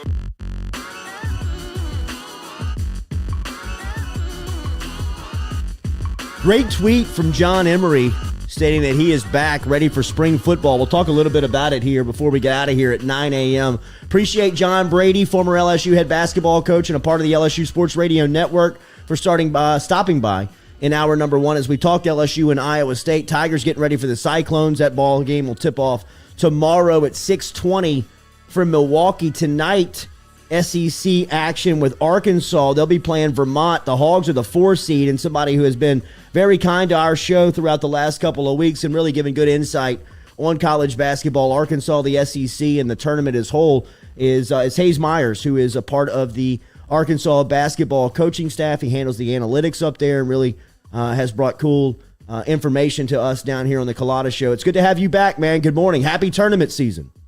Oh, glad to be here. It's always a fun time in March. It's always I'm tired, but it's always a good time. This is a great day in sports. Opening day of the tournament, no doubt. Even if you're involved in it like you are as a coach or just a fan like we are watching. This is one of the great days that sports has to offer. Oh, best weekend for sure. I mean, you got games from 9 to 9. It's just you get nothing better. So how are we feeling first? Let's start with the Hogs. You guys got the Vermont Catamounts tonight. 9:20 tip-off from Buffalo. A lot of our staff thought that was on the West Coast. It's actually out on the Eastern time zone shoreboard. But how are we feeling about it just from a matchup standpoint with the Hogs and the Catamounts? It's going to be interesting. They're a really, really good team. They've only lost one game in the last 18 or whatever it is. They went 17-1 in conference and blew out everybody. they're going to be a tough one because they're built a little bit different than SEC teams. They got 5 shooters on the floor, which we haven't seen in a while. So it's going to be interesting. We're going to have to play a little bit differently than we normally do. We're going to have to really, really pressure them, hopefully, and really make them uncomfortable. Hopefully, use our athleticism because they can really, really shoot it. They got 2 guys who are all league type guys who can play at any level. Ryan Davis, their center, he's an elite shooter. And then they got a guy named Ben Shungu, who is just an absolute playmaker and can get buckets from anywhere. So it's going to be a really interesting matchup. It's going to be really fun. Hopefully the atmosphere is good up here in Buffalo, and we can skate out a win. You guys had to like the way that you were playing, obviously going through the SEC tournament, up to the SEC tournament, but coming out of that after a first loss in a while. Where's the headspace of the Hogs going into March Madness? I think we're good. I think losing that game against Texas A&M kind of left a bitter taste in our mouth. We don't want to end the season on 2 losses in a row. So I think our guys are ready to play. I know they're excited. Several of them have never been in an NCAA tournament, and on the flip side, several of them were in an Elite 8 last year. So it's twofold. They want to get back. They're juiced up to play. It's going to be a long wait from now until 9:20 p.m., but they're going to be ready to play. Yeah, I was going to ask you, how do you handle a day like today where, the schedule's so out of whack? I'd imagine that from a coaching staff standpoint, that's one of the major stressors is just getting off the routine, right? Oh, no doubt. I mean, this morning we're going to have a shoot around in about an hour at the arena. And then, that's another 9-10 hours we got off. So we're going to have to get them moving. We're going to have to get them up. Can't just be laying around the hotel or then we're going to come out sluggish. So it's an interesting one. We've had to have several meetings on how we're going to figure this out, how to get them, make sure they're ready to play. But, we got some old veteran guys, so I think they'll be prepared no matter what. Health, everybody good going into this part of the year? Good to go. Yeah. We're good to go. Do you look at the overall tournament, or are you so locked in on Arkansas? I mean, I know a lot of the, when a lot of the fun times about this part of the year is just looking at the overall matchups. And for as much as you love the game, are you able to get out of the forest of Arkansas and look at the overall field of 68? Absolutely. It's impossible not to. And especially, growing up, you always look and filled out a bracket every single year. So, I think it's just natural. I look at everything. I look at the entire bracket, the sleeper teams, stuff like that. There's all sorts of different matchups that are possible. So it's always fun to just look at it anyways, even if, you're still locked in on your team. But I think it's going to be a great tournament. I think this is, we got a lot of good teams in this tournament, that are capable of making some noise. And so it's going to be a really fun one. Hayes, I don't want to put you in Calvin Ridley territory talking about any gambling or anything like that or anything to do with Arkansas, but you sent me some great nuggets on what to how to kind of find a winner when it's time to fill out a bracket. We have our own Jordy Culotta Show Bracket Tournament Challenge. So if you want to give the people a little bit of advice of what to look for, I think that would be kind so we can have a winner here. Well, somebody gets to win to date with me, even though I'm already dating somebody. But that's okay. I'll go out there twice. She doesn't know it. Yeah, monogamy is for the birds. But if you have a couple of those things of what people should look That'll for, go over well. if they have to fill out a bracket or have yet to do so, so give the people that cram a little bit of help. Absolutely. Number one, always, it's Arkansas, so we gotta say like we're gonna take it all the way. But if you want to look at some great odds doing the whole thing, by the way. If you want to take and look at some little things, look at some teams that have really, really high offensive and defensive ratings, and those teams usually do really, really well. Obviously, the Gonzagas and the Arizonas and Kentucky's, obviously, but some teams to pay attention to. I think Houston's one to pay attention to. I think UCLA's one to pay attention to. They're both top 15 in both those categories, and so they're going to be some teams that are surprised by how well they play. And so I think all the SEC teams as well. I think the SEC's got Arkansas, LSU, Auburn, Kentucky, Tennessee, all capable of making runs and doing something. So I think it's a really unique tournament. I think some of those teams that you may not expect might have an opportunity to make a run just because, in today's game with all the parity, all the transferring, everything, most teams are pretty much even at this point. Hayes, you mentioned Arkansas in there, so I'd be remiss to ask if Arkansas is able to go on a run. Is it a shirt off every victory for Musselman, or does he save that for like paramount wins when we get the Sweet 16, Elite 8, Final Four, or is it just championship only? I think he's going to have to save that one a little while. It gets kind of mundane if it's every single win. So we got to save it. We got to save it for when we hopefully can make a run.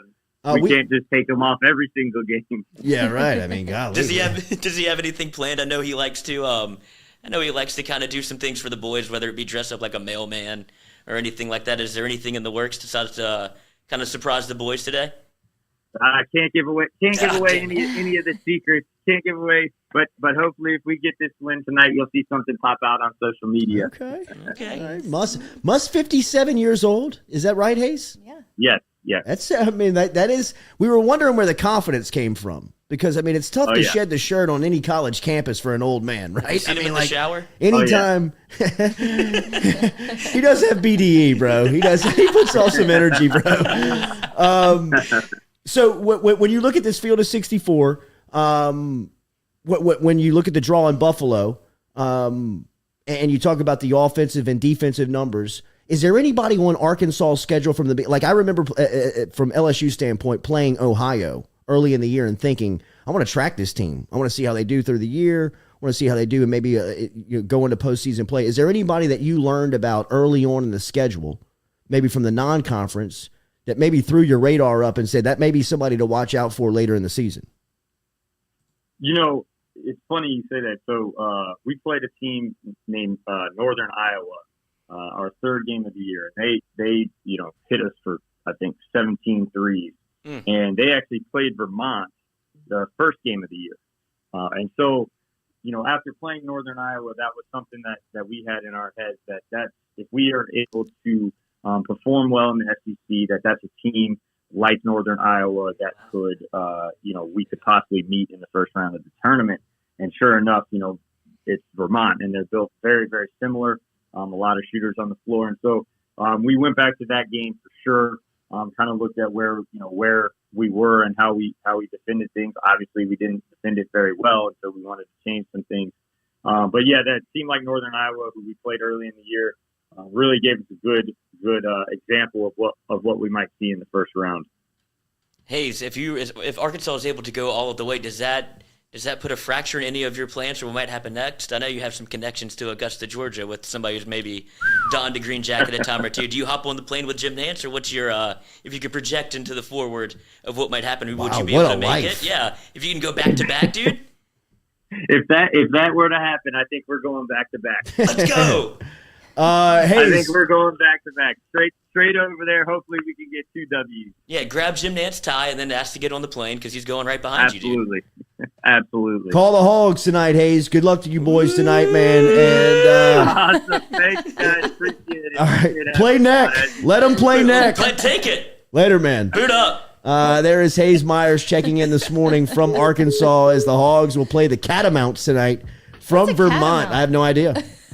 Do you know? 9:20. You know what a catamount is? Yeah, I would imagine like a some type of mountain lion. Okay. Really? Because it's like cat and mount. Well, yeah, I'm just using the root word there. Yeah. So they're in the west. They're in the west, like part of the bracket. That's why I said west. Are they really? Yeah, but they How play does in that work? What do you mean by that? Like they're in the west bracket, but it's the in west. They're in the west region. Do they do the region by where the Sweet 16 games are? Is that how it works? I don't know this, Lloyd. I don't know this. Big sports show. Okay, it's either a leopard or panther or a man living in the mountains. Oh. So wait, Which one is scarier? I don't know. What? I don't know which is Where's scarier. this definition coming from? Wikipedia. Okay. Oh, What's you it can say on- change that shit. You didn't believe me, did you? No, I just was wondering who's defining it like that. Right. It's very vague. Yeah. What does it say on Urban Dictionary? I don't know. I didn't look at that, but I'm not going to. What's the word again? Catamount. Catamount. All right. Let's see. Let's get an Urban Dictionary. Spell it. Oh, God. CATAMOUNT. Sure. Use it in a sentence. Did you see that catamount over there? Yeah. Is that a catamount? If I shoot a catamount, am I going to jail? Is it a person or a cat? Either. Depends on the definition. Yes. It's paramount. You know what a catamount is. Remember, daily we are brought to you by Cajun Ready Mix Concrete, online at CajunRMC.com. Get in touch with our friends over there at Cajun Ready Mix. No project too big or too small for Cajun Ready Mix. That is municipal, residential, industrial, residential. You can find Cajun Ready Mix helping you. They have 9 plants around the greater Baton Rouge area, which means if you order concrete, it'll get to you on time and to the exact specification. Find out from our friends this morning over at Cajun Ready Mix how they can help you. CajunRMC.com. I'm laughing at the definition of catamount on Urban Dictionary. A catamount is a ferocious feline, a mix between a mountain lion and a bobcat. There we go. That's so the normal Urban dictionary. Yes, No, I thought it was going to be something awful, right? Where are the Cougars in Baton Rouge? Where do you go? Cadillac Cafe. Catamount Cafe. One of the definitions. Catamount Cafe. One of the definitions is an older man with a younger woman or girl Wow. as a lover or wife. Sugar daddy. Okay. Wow. Jordy, you're a catamount. Says who? Hey. Thank you, Lloyd. Prick. Hey. Yeah, no green on Lloyd tackling. Oh, pinch me. All right, Throwback Thursday here. Every week we do it on Jordy Culotta's show. We are looking back at the 81, 86, and 2006 Final Four runs for LSU as the tournament starts today. What a great day in sports. Still don't feel it. Still Agreed. not drawn to it. Maybe I won't watch any of them. I boycott. Oh, wow. That's not true. No, a I big have too move. many. Not I already true. bet 10 games, 10-game parlay. Exactly. This guy. All right, take me back to 1981. I was only a year old, so I do not remember this run for the Tigers. But this was LSU number 1 seed. Tigers were a 1 seed here in 81. Look at that crew. As that they logo for the NCAA. Oh, Finally did something right. yeah, That's cool. I love those uniforms. great unis. Great unis. Those are great. Look at High C, Duran, Rudy Macklin. A couple of the standouts on Who's that team. number 11? I don't know. Okay. I don't know.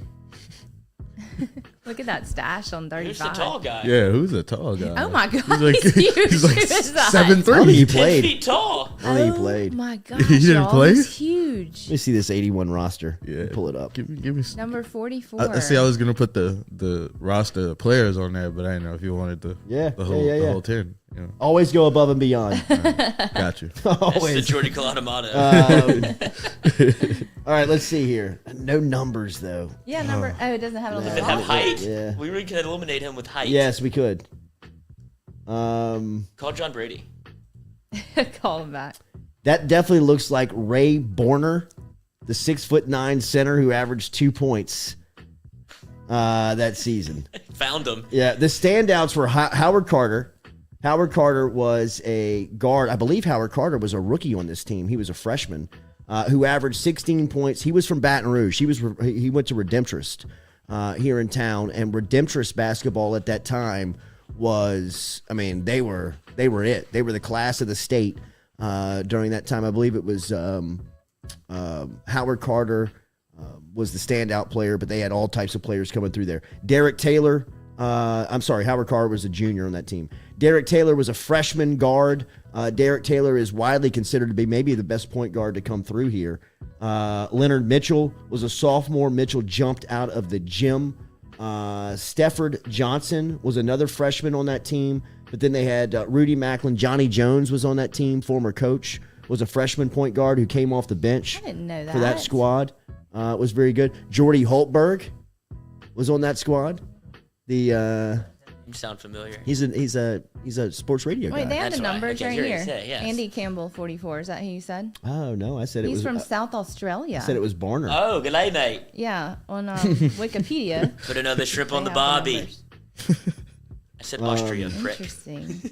Wait, you said Austria? Well, that's Dumb and Dumber. That's right. Yes, that's He right. rolls himself up in the window. Here it is, right here. It's Samsonite. Slippy, slappy. Oh, she's unlisted. She's unlisted.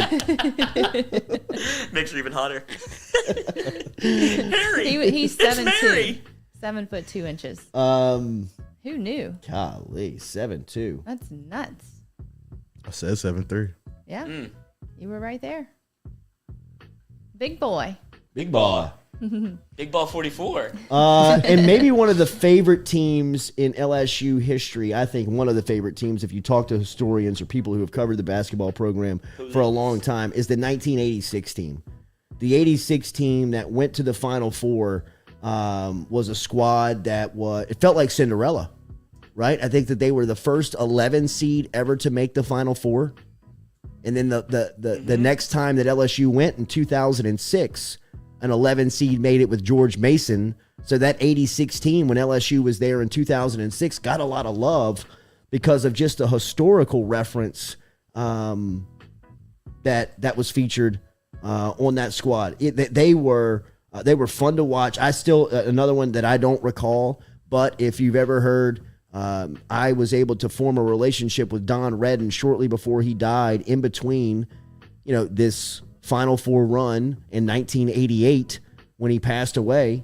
And it always really kind of like made me dive into the history and want to learn more and find video clips and find just as much information on this team that I possibly could, because one of the last memories I have with Don Redden is sitting in his living room with the St. George basketball team that he coached at the time, that had players like Tim Johnson, who was the catcher on the 96 College World Series LSU baseball team. Danny Fawley was on that team, who was a hell of an athlete in high school and into college. But guys like that were on that squad, that St. George squad, and he had an end-of-the-year get-together for that team. Don Redden died on March 8th, 1988, right before the NCAA tournament, and right in the middle of kind of basketball season. But the school basketball season had just wrapped up, and he had a get-together at his house for all the team, and I was there with him. And there's still a picture to this day that I have in my office of me kind of like sitting in between his lap as a youngster and this St. George basketball team kind of wrapped around us and him in his living room. We're all sitting on the floor looking at an old box-style television that's like based on the floor, watching a VHS of Redden and LSU go through Georgia Tech, that Georgia Tech game that happened in Atlanta. I think it was like Don Redden, one of his best college basketball games that he ever played. He was hitting like three-pointers, and he torched this cat named Rich Dalrymple. And he kept saying that day, like I was giving Rich Dow. He couldn't handle me, man. It was so fun. It was really kind of like the first time as a kid remembering like seeing like an athlete in his element, like personally, like being there for that moment and just being like, wow, how cool is this that we're watching him on TV, in one of his greatest accomplishments, and we're sitting here right here with him, and he's going through all of this. But that 86 run was incredible. I mean, look at the games. Yeah, I'm looking at it. They beat Purdue in overtime and double overtime. They beat Memphis. This is in Baton Rouge. This is back in the day, back in 86. They played it like the women's played it right now. So like the first two rounds were on college campuses. And just that year, it wasn't because LSU got the draw. Baton Rouge was just a host site. And so LSU played their first two rounds. They played Purdue, which was with Gene Cady, who they beat in double overtime, and Cady and Brown went back at each other. It was like they were going at it. Then they played Memphis in the second round, and that's the game in regulation when like the ball's like rolling on the ground, and Nikita Wilson, who was a point guard at the time, just like scoops it up. It might have been Anthony Wilson. Somebody help me out on that. Was it Anthony or Nikita Wilson who picks it up off the floor and just kind of like throws it up and drains it at the buzzer? Or no, I don't know who it was. There's three Wilsons on this team. Anthony and Edwin Wilson. No, I know it was either Nikita Anthony Wilson. or Nikita. I think it was Nikita, but it might have been Anthony. And then of course they go to Atlanta. They get through Kentucky again. I think they played Kentucky 4 times that year. Yeah, I'm looking at it. And they It's beat a them lot. only once. Mm-hmm. The only time they beat them, LSU, was in the NCAA tournament, right? I think Kentucky beat them every other time. They had, they had Skywalker. What was his name? I forget it. But he won the dunk contest in the NBA. Was on that team for Kentucky in '86. What a nickname. Yeah, Luke Skywalker. I know, that is cool. As a dunker. Right, I don't think it's a Star Wars play. I think it's that man is walking Kenny on Walker. air. Kenny Skywalker. Oh, and his last name Kenny Walker? Skywalker. That was his name. That's cool. Kenny Skywalker. Rob Boudreaux. Jordy, didn't somebody call you Jordy Hultberg? Numerous times. Numerous times. Hot Rod John Williams was on that. No, he wasn't on that team, was it? I think it was Nikita. Okay, so Randy Lanois, the godfather of the show, has come in and told us it was Anthony Wilson from Plain Dealing who threw the shot up at the buzzer to beat Memphis inside the Merritt Center on the 86 run. LSU got to the Final Four that year in Dallas and couldn't get over the hump. And then, of course, in 2006, 2006 was, of course, the most the latest Final Four run. Of course, this one is very special to me. I was a part of those practices, a part of those road trips, saw that team up close every day. No, didn't take the team picture. There was a team picture that we were allowed in, but this is the actual school team picture. But that day we did have, there was a group of about 4 of us that were there every day that stepped in for a team picture that day. But just what a run, right? I mean, This 2006 season was so fun to watch just because this team was so relatable and recognizable to South Louisiana basketball fans. Collis Temple, who has come on this show and told the story about winning the AAU National Championship back in 2004. Well, he did it with Glenn Davis, Tyrus Thomas, Tasman Mitchell, Garrett Temple. We're all on that team. He also had a guy by the name of Early Doucette who was on that team, who was on the football squad at the time. So it was a very local, relatable team that had a lot of success, in high school, that came up to college and had just instant success. This is Big Baby's sophomore season after he was named Freshman of the Year. And was it was so much fun. This was Tyrus Thomas's redshirt freshman season, Garrett Temple's redshirt freshman season. Darnell Lazar was an older guy on that team. Daryl Mitchell, of course, was the leader on that squad. Which, man, what a team! They were loaded. And if you look at that team picture right there, this is actually on the opening day of practice. And number 44 in the back there, that's Chris Johnson, number 21. Who ended up being a pro, Magnum Roll, who transferred to Louisiana Tech, and Tyrus Thomas, 12, 15, and 21. Number 44 right there is Kentrell Gransberry, who's from Woodlawn, a Baton Rouge native, and actually transferred to South Florida that season. I believe the day after that picture was taken, he transferred to South Florida, and he led the country in rebounding that year. Wow. He was the leading rebounder in the country for South Florida that season, and he left LSU because he didn't think that he was going to play significant minutes. And talking to Gransberry and knowing Gransberry a little bit, I think he wishes he would have stuck with that team. And who knows what might have been if Gransberry would have been on that squad.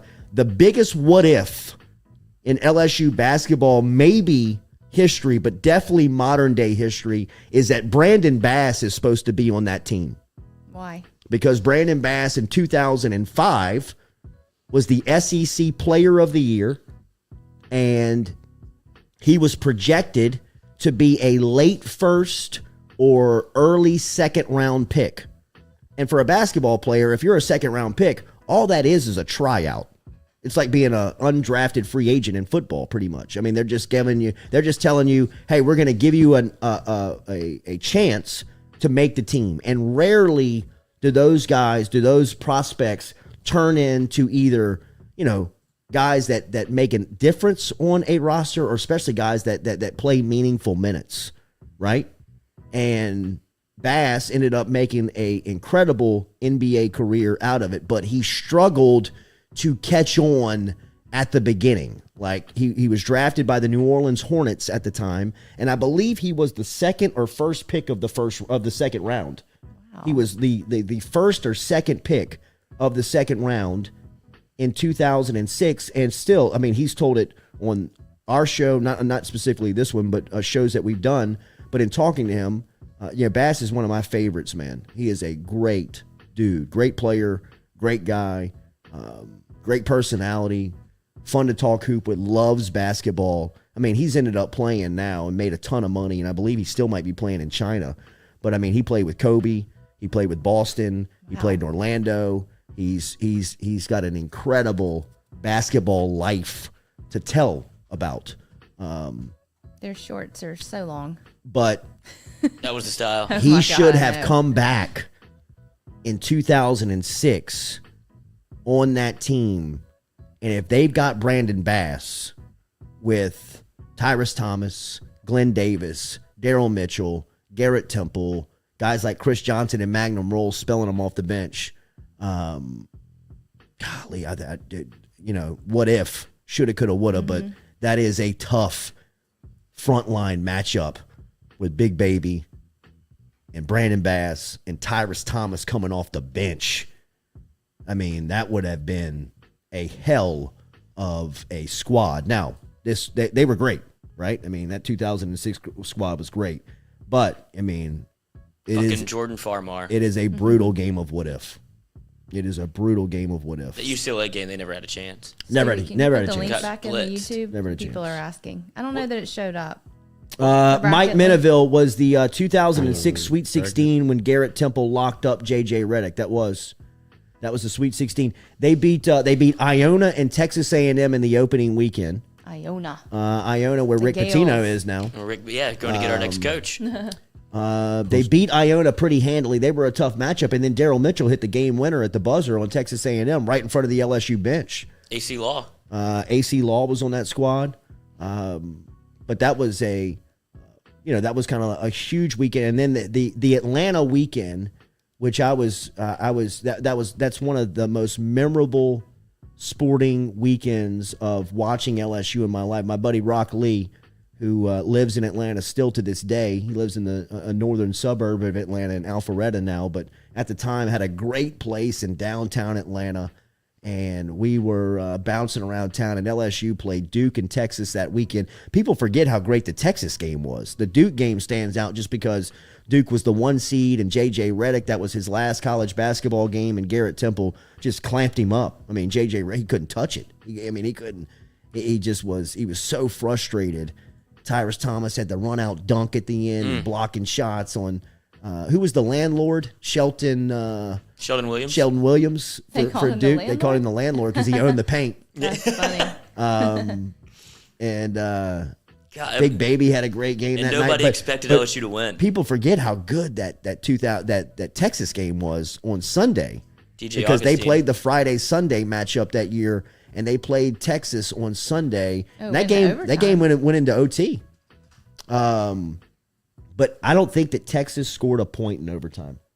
Really? I think LSU beat the brakes off of Texas in OT.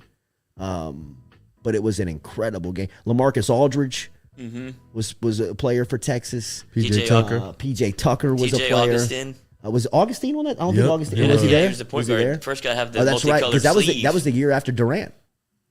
That was Durant was there. I think that was the year before Durant. Before Durant. They got bounced again with Durant. They did in the first round. Yeah. Is that what Rick? Who was their coach? Rick Barnes. Was it Rick Barnes? Yeah, He didn't get bounced then, did he? I mean, you should have. No, he got run later than that.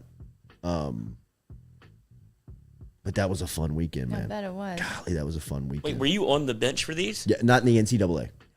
You couldn't do it in the NCAA. So what was your exact role? I mean, dude, I was Brady's assistant. Right. And I would go get his laundry. I would pick him up from the airport. I would be there at practice, scrubbing the floors. I'd fill the water bottles up. I'd go get the tape. I'd cut the tape. I mean, You're like a freshman. Yeah, I was. I mean, I was like just doing the grunt work. You know, I mean, we drive down to the state championship games to recruit. He'd be on the phone the whole time. You know what I mean? Just, you're just soaking there to help. Yeah, just soaking it in, bro. That's cool. I'm looking at a picture of PJ Tucker and somebody from LSU. I can't see the number, but this dude's wearing custom LSU Jordan 10s. Oh, that's Daryl Mitchell. And PJ Tucker is wearing 14s. Gotta be Daryl Mitchell. Is that great shoe Is moments. he number 22? Yeah. D. Mitch. Great shoe moments. D. Mitch is And look, those are Big Baby. See those shoes behind Daryl Mitchell right there? I created those shoes. That's Big Baby signed the autograph over the water right there. Thanks for the shoes. I needed the story behind that's the shoes right there. Those are right. So Big Baby would come up. This is when me and Tack lived together. So Tack Miner and I are roommates during this time living together.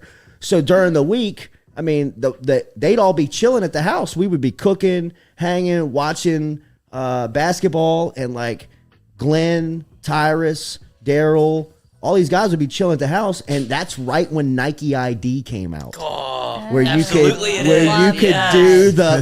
personalize the shoe all day. So, I mean, the statutes of limitations have passed on this. All these guys have got handlers at this point, right? So I'm just sitting up there, handlers, saying, I'm about to make these guys look like Kobe. Like, this is when Kobe came out with the Huarache, and that's what we did. We had the Kobe Huaraches, and we were doing the ID on them. And, bro, I mean, it was the greatest relief med projects that you could ever put forward. Like, I mean, it was, and I mean, if you go back, Tyrus has some Tyrus in the LSU basketball office. When you get off the elevator, there's a full body picture of Tyrus, and he's got the white Kobe's with the tea time 12 across the tongue that we personalized. We personalized Daryl Mitchell's, had some Kobe's, and we personalized those Jordan. The Jordans are the sickest ones. And the only reason why everybody else didn't have them is because they only made them in D. Mitch's size. And that's how D. Mitch got them, because D. Mitch wore a 10. And D. Mitch is the one that gave me the Jordans, the Jordan 3s that I wear now. Because we had the same, look at them, bro. There they are. So cool. There they are right there. Good work. And they were in Sports Illustrated. How many iterations did you go through before you landed on these? I would make so many. I mean, when we would make Big Baby, he would run through shoes like every 3 months. The original Zion. Yeah. He would. I mean, like he would. That was the first person I'd ever seen like blow a tennis shoe out. Like he would like blow the heel out of a tennis shoe where it just didn't have any spring or any support on it. So you would, like I'd call his guy and be like, he needs more shoes, bro. I mean, send more shoes. I got to come pick up. Like back then, you had to go like pick up a check. You know what I mean? Like come get cash or whatever it was. But one time, I mean, like. I believe it was we went to Vegas. That team went to Vegas and played Cincinnati. That's where Tack got hurt. Tack blew his knee out against Cincinnati in the Vegas tournament and didn't play the rest of the year. But they took the floor. The whole starting five had the personalized Kobe's, and it was like a moment, bro. You know what I mean? Like it was just like a Fab Five moment. It was a Fab Five moment. It was just like, wow, look at that. They all have the shoe, and they looked so. Tasman, there's a great picture of Tasman somewhere that's public.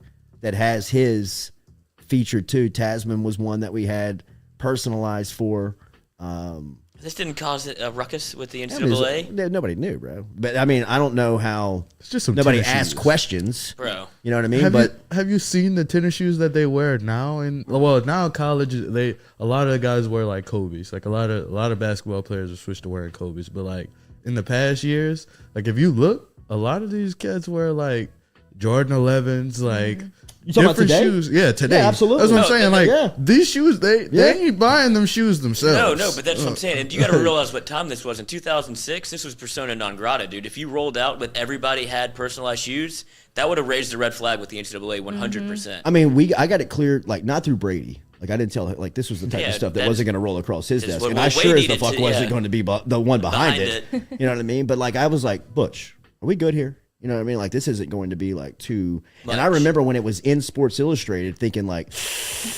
what did I do? Shit, this might be too much. Yeah, right. Roll another one over there, Rocky. We got to get through the weekend, bro. I might be fired. My shoes are too fire. But, but when it got... I mean, like, we opened Sports Illustrated, everybody's like, oh, shit! Holy shit, the shoes! The shoe! But, That's I mean, awesome. Dude, it was awesome. It was awesome, man. Throwback Thursday. Did you make yourself a pair? No, I didn't. What? Jordy. Why not? I didn't. I mean, he wasn't playing basketball, so Yeah, it's but like you got the credit card. Yeah. I had Daryl's for a while, and then it was just kind of weird hanging on to somebody else's tennis shoes. Yeah. You know what I mean? Tennis shoes. For hoop shoes. You know what I mean? Like, Why whose are are they those? called tennis shoes? Because people play tennis. Yeah, in they them. used to be like actually made for people who play tennis. Like shoes were made for Right, tennis but even players. basketball shoes still get lapped into tennis shoes. Yeah, I agree. 'Cause I think Tennis, people wore tennis shoes was like out. the first like big sport to have signature Oh, shoes. yeah, Andre Agassi's are fire. Fire. So And he was Fire. You know, which I think we talked about this before. His hair was fake. Yeah. Yeah, Well, his book. Yeah, What do you mean his hair was fake? that mullet he was bald the whole time. What? Yeah, it cost Wait, him where did the hair Wimbledon, come I think, from? or one of. He would put it on with the headband. No Yeah. way. And he got so it was concerned. like a toupee? Yeah, and he was addicted to meth. What? Yeah. Yeah, He was fucked up. but during one of the matches, like Is his there a hair photo was of his hair moving. off? Well, he's bald. he looks like he's on meth. Like he looks like a. I never That would be knew a hell of a that. drug for tennis. Oh, I can't even imagine. How do you play tennis on meth? I think it would help. Probably. Yeah. Would it? It's probably a I don't know. I mean, PED. your heart would beat out of your chest. Oh yes. Crazy. What are you over there doing taking breaks? What is this? I mean, this is him, right? I have him pulled up. Oh, is this yeah. him? Hold on. Is this him? I had no idea he was bald or on meth, but the bald thing I think gets me even more. I mean, does this not look like a drug addict to you? Is this Hold on. guy?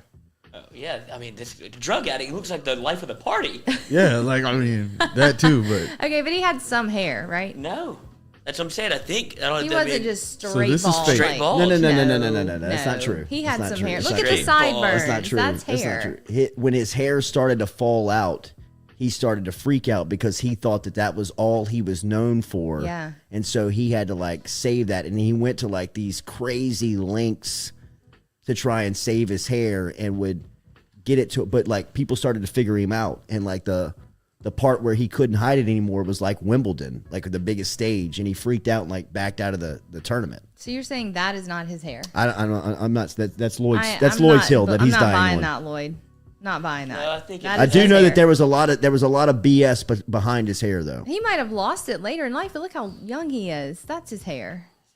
That's not a wig. There's no way. You can't put that on and play tennis and it not come off. Well, it cost him the Got it. match. All right, so don't forget about our bracket challenge today. This is Our a bracket lie. challenge is live. We're all over social media with it. Whoa, bro. screen sharing. Whoa. Screen sharing. Got out of there quick. Let's get there. What just happened? Holy shit, yo. If I win the bracket challenge, do we You sit in on the show, bro. You co-host. You co-host. Matuk will co-host the show, and he sits in on his own show. But the grand prize winner will sit in live for a mic'd up Anna Culotta show taping at the Noodle. We will also have gift cards to our fine sponsors. That's his We hair. also have no. I don't know if we go live with them. I just think we can like give them like that shot. That shot right there. Co-host, I'll let him. Co-host? Produce the segment. co-host, bro. That's awesome. don't know your stuff. Just Right, fly yeah. the plane. Come unprepared. All Let right, him so do the intro. make sure Stewie will let's put the link up again inside the chat if you're looking for it. It's all over social media, all over our Twitter accounts, all over Facebook, all over Instagram. We'll have it all over social media. Just a couple of more hours really to get in. 2 hours to get in here before the first game tips off at 11 a.m. and gets going in March Madness. So make sure that you are signed up and in the bracket challenge for Breaking news. What we got? Little breaking news I mean, it's not really breaking news. It just says about Deshaun Watson. for the second time, and they Yeah. just cleared some cap space again. Okay. I think the deal gets done today. 35 against the cap. I think that Deshaun Watson's deal gets done today, wherever his team is. And I mean, I'm falling into social media traps and reading just blurbs of people talking about this stuff, and it feels like the Saints are leading. I mean, it feels like the Saints have made the best offer. Yeah, the Falcons, because of the home team, make me scared. But did Yeah. that meeting happen yesterday or today? Yesterday. The Falcons meeting happened yesterday. Happened yesterday, but the Saints met with him again for the second time. Right. So, It's Right. like recruiting. Right. Yeah, it is recruiting. You always want to kind of be last, Right. right? Like I mean, that what's offensive lineman. Tyler Steen Yeah, he's from going to Vanderbilt? He's Alabama going to Alabama last. last. There's no way you're going to be able to beat that. Is that just saving like Yes. swinging his dick? and Absolutely. just being like, Absolutely. fuck you, Go Brian Go Kelly. to go to LSU. Yeah. Go to Texas A&M. You just make sure and come here last. You won't play, but you're Right. more than welcome to be on the team. That's Danny Lewis, the tight end. I mean, LSU's trying out the Culotta squad for tight end. I mean, Yeah. Katie, I'll try out. Katie might get first team reps against Florida State at tight end. I'll try. Danny Lewis is sitting on the bench at Alabama, just gathering spider Thoughts. webs. Yeah. Get his transfer portal top 5 together. Crazy, man. Have a great day. Great day in the sports world. Opening day of March Madness. Make sure your bracket challenge is completed. Get it inside of the FM Digital Media Bracket Challenge. You can find it on all social media. And Stewie will be tweeting the link out. It's inside the YouTube chat. I don't know. It's hard to post. I see you posted that link. I've seen that happen before. It just disappears. I don't know why. So not on you, Stewie. It's on YouTube. Our overlord. YouTube does. Easy. Well, I didn't say it either. I didn't say it. Where's red face and we Yeah. Easy. All right, have a great day. Like, share, comment. Everybody go around the room. Picks, winners. I got Auburn winning the whole thing. The whole thing? I got Auburn winning the whole Arkansas. thing. Arkansas. Wow. Auburn. I was going to go Arkansas also. Wow. Yes. Who you got, Noah? Noah's got Kentucky. All SEC in this room. Who you got, Took? Gonzaga. West Coast. Zaggers. Ryan? Arkansas. Let's go. One thing's evident. The Hogs are fucked. Have a great day. Like and share. We'll be back with you tomorrow morning, 7 a.m. Pig C.